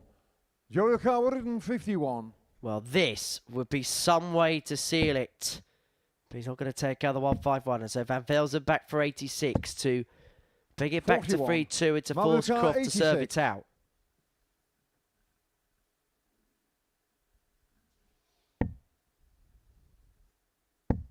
Bull. 61. Doesn't go. And so Joe Croft to book his place into the finals of the Global Championship.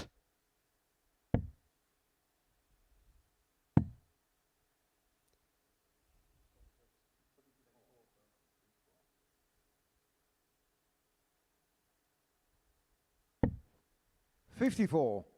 Maluka 25. So to extend it further, Van Velzen looking at 25. Double 4. Last dart in hand. on the Van fifth leg. Marvin Velzen's Van up to the Velzen. task. Back to 3-2. Croft Six leg Joe being through forced first. to serve Game it on. out. He has the darts in his hand to send himself through. And now the margin for error is getting whittled away slowly but surely. 60.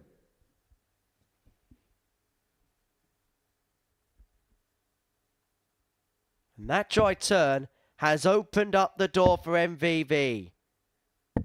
66.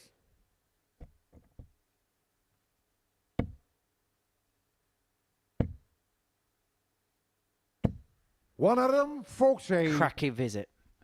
Yeah, good recovery.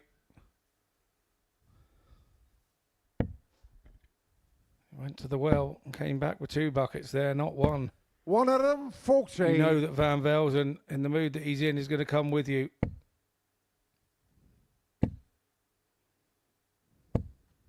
$50. And that slip again opens up the door for the Dutchman. And he's opening it. Well, he smashed it open. And now he really is firing in the heavy artillery. His MVV. He's left himself in a finish after 9. What can Croft do? 95. Just about leave one. This for a level match. This for 1-leg shootout.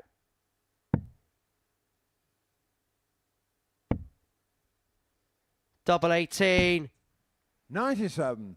Joe Yokar 156. This would be beyond sensational. Now he's back in the 5s again. 81. Marvin Yokar 18. Double 9 for Marvin Van Velzen to take us all the way to a last leg decider. Is there any more drama this Group B can give us? 7th and final leg. Marvin, you throw first. Game on. It's going down to the very last leg. The very last dart will determine who goes through and who goes out. If Van Velzen hits it, 125. He sends Gary Stone through. If Joe Croft hits it, he goes through at the expense of the Scot. 95.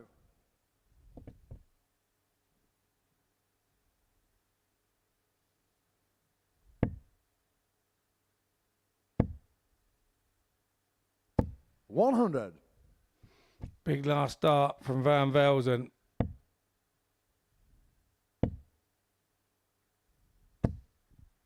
$45. That was a look of a man who had his destiny in his hands, and he may be beginning to let it slip. And that blocker dart once again, and the one going into the 5.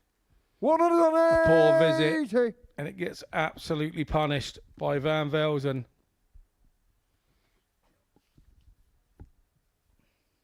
He has got bottle in abundance, that boy.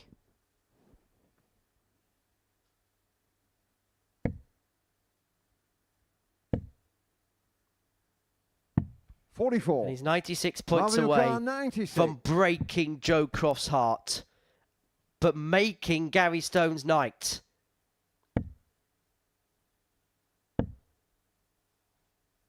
$56. Joe, this is going to whirl round in his mind for a long, long time to come. There is absolutely no doubt about that. 100. There was almost Marvin a Yokar, concession 40. with that throw, because Van Velzen comes back for tops, and he's hardly missed this target tonight.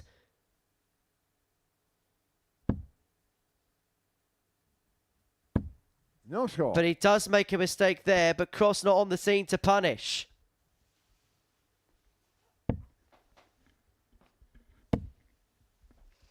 And so Van Velzen 60. will come back again, Marvin Yokar, 40. staring at tops to send Gary Stone through to Saturday and to end Joe Cross Global Championship. It's found, and Marvin Van Velzen completes a perfect Group B, but sends Joe Croft crashing out.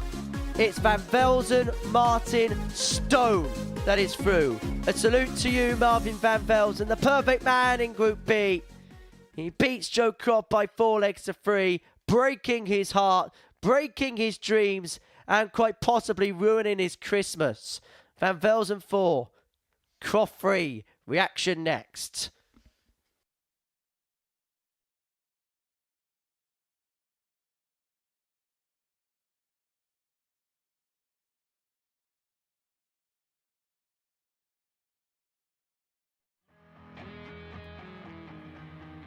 Looking for uninterrupted 24/7 darts? Simply download the Pluto TV app on your smart TV, mobile phone or smart device.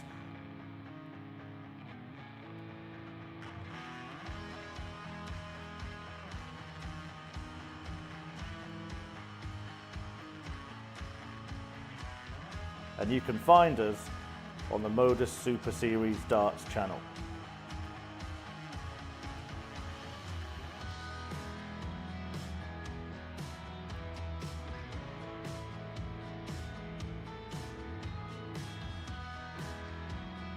Watch us live from 9:30 a.m. on Monday to Wednesday, from 1 p.m. and 10 p.m. Thursday and Friday, and for our weekly and series finals, 7:30 p.m. on Saturdays.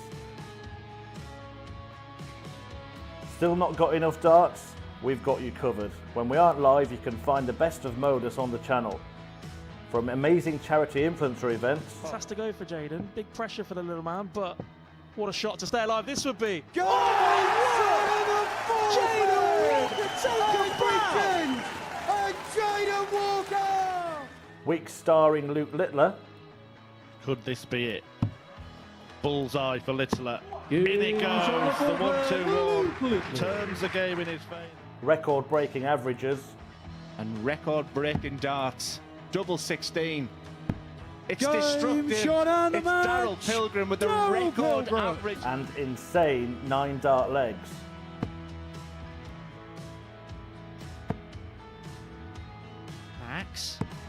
Max. 108. And Sherrick is continuing upon a road towards perfection. That's a second max in succession. Baron Sherrick wants treble 19. And now double 12 to become the... But that's not all. We also have the exclusive series of On the Hockey. But when I played darts, I was allowed to be me. Deep dives in our tungsten talks. No email at all. That really is. And the words that just come out make me head what? 127 in game. I cried a few tears when they told me. I still love it so much. And Modus documentaries. Everyone knows we're watching something special. This is going to happen, just when? When is it going to happen? Didn't take long. Darts is on 24/7, so what are you waiting for?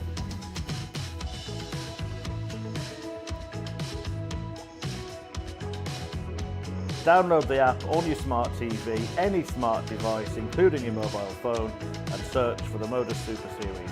And watch us now.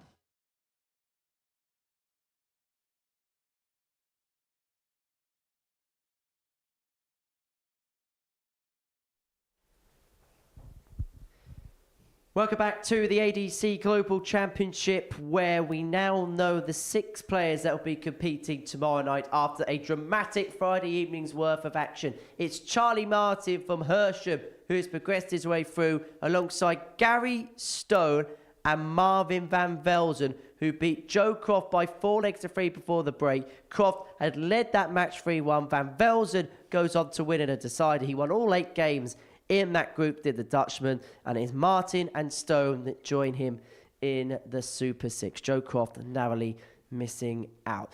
Scott Mitchell is alongside me here in the studio. We'll talk about the drama of the other 2 spots a little bit later on, but I don't want what Marvin van Velzen did over the course of this Group B to go under the radar, to win all 8 matches. And to be perfectly honest, he had 1 or 2 games where there was a couple of problems. He looked quite comfortable in doing that as well. He looked more comfortable tonight coming back from games that he was behind than he did last night. But that, when you're 4 out of 4 and you haven't played your best and you don't think you're anywhere near your best, and to get away with 4 out of 4, you then come in the next night thinking, well, if I play anywhere near my best, my B+ game, I'll get through this evening. And that's exactly what happened to him. And some of his timing of things, some of the timing of the shots, including that 1-2-3 against Charlie Martin, that's the type of shot and the type of timing that only players that have won things can really put out, isn't it? We call it as players about being in the bubble. It's about being in the bubble where you feel you can do nothing wrong in it and you can't burst it. You feel you're sat in it, you're protected by it, and anything you do, and sometimes your bubble lasts 18 months, another time your bubble lasts 3 weeks. But for Marvin, it seems to have been going on for a couple of months now. And he's just more than happy doing what he's doing. He looks more than confident to get himself out of any problems that he gets himself in. And he doesn't look to be panicking. And when you're playing that well, you can enjoy the game. Charlie Martin made his way through. He had such a good night tonight, 3 wins from 4. And when he had to hold it together, he did exactly that. Yeah, well, usually, a poor night that he had last night would affect tonight. But it shows his character. It shows that He's got a bit of savvy between his ears. Yes, it's easy to say, I need to go and win 3 or 4. But actually doing it is 2 different things. You can pile pressure on yourself, or you can say to yourself, well, I got myself in it, and I'm going to get myself out of it. And that seemed to be Charlie Martin's very mature attitude this evening. Well, if the truth be told, there was only one game that really summed the evening up for him, and that was that Joe Croft game. That was ultimately what got him over the line. Yeah, absolutely. You know, Joe lost 2-4-3 tonight, one against Marvin and one against Charlie. And he won the other 2 4-1. So, although Charlie would feel that he needed a bit of a favour from Marvin, I think overall, the way the group went and the way the legs difference was, he probably deserved to go through. Well, we're having a look at an exhibition of fine finish. That was the 1-2-1 for Martin after the 1-4-5 for Croft.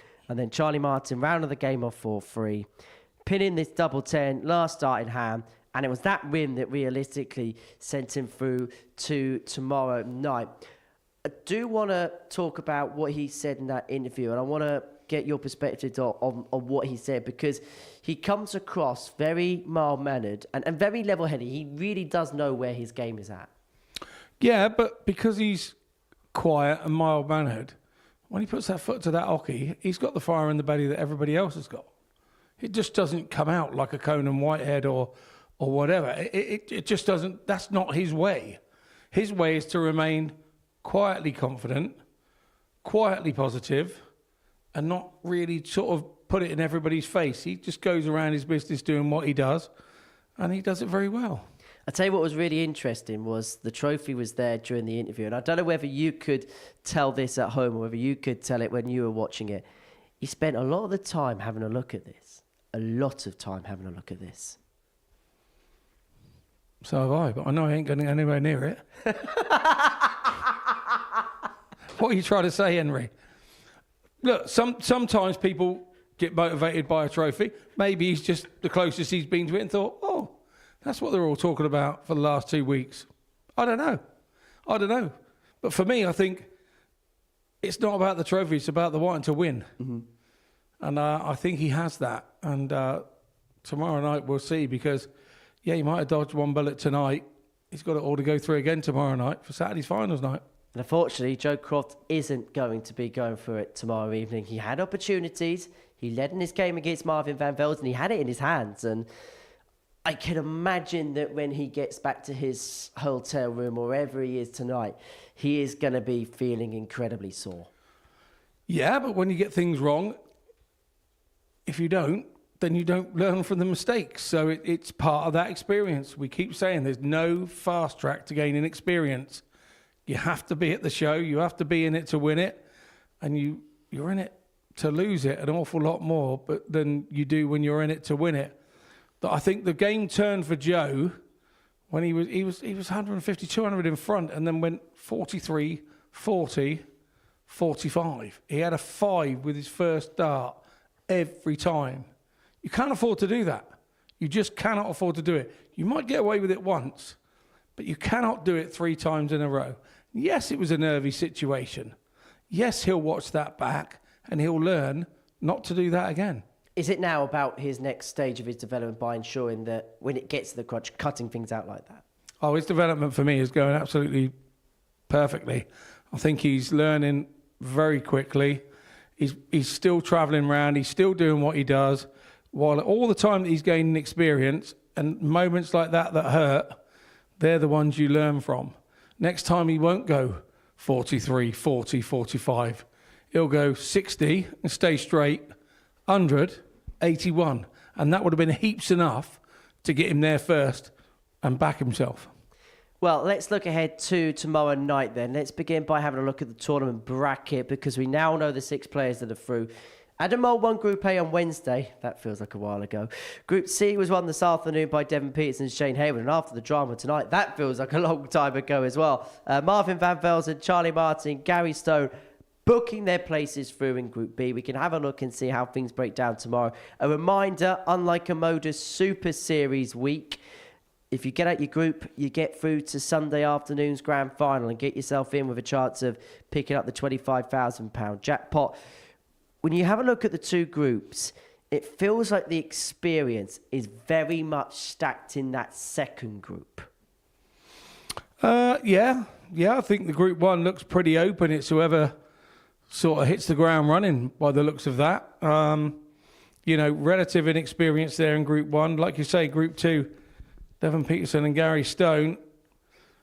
I've been there, seen it, bought the T-shirt, as have Marvin Van Velzen right in this very building.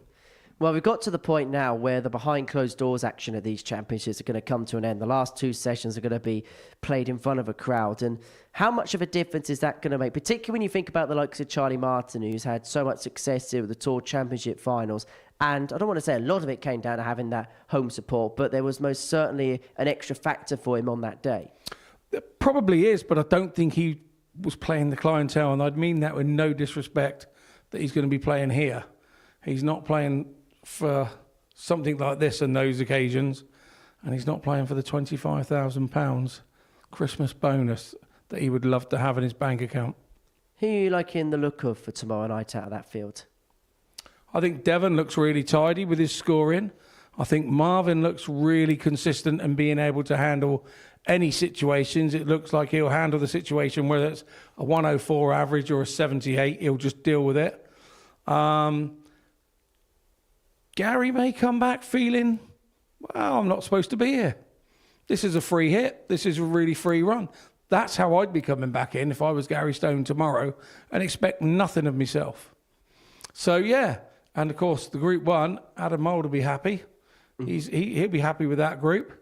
And I'm sure the other 2, Charlie and Shane, will be happy in that group as well.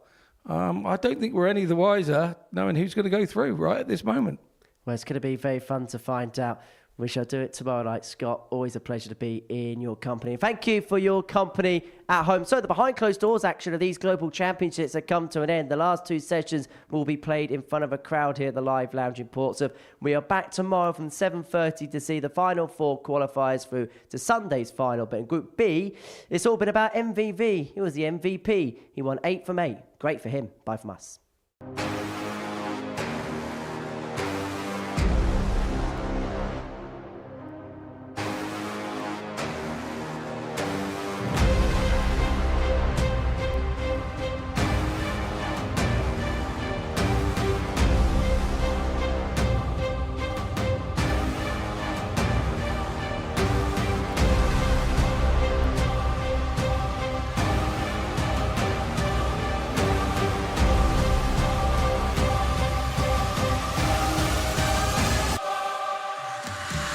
Here's a winner on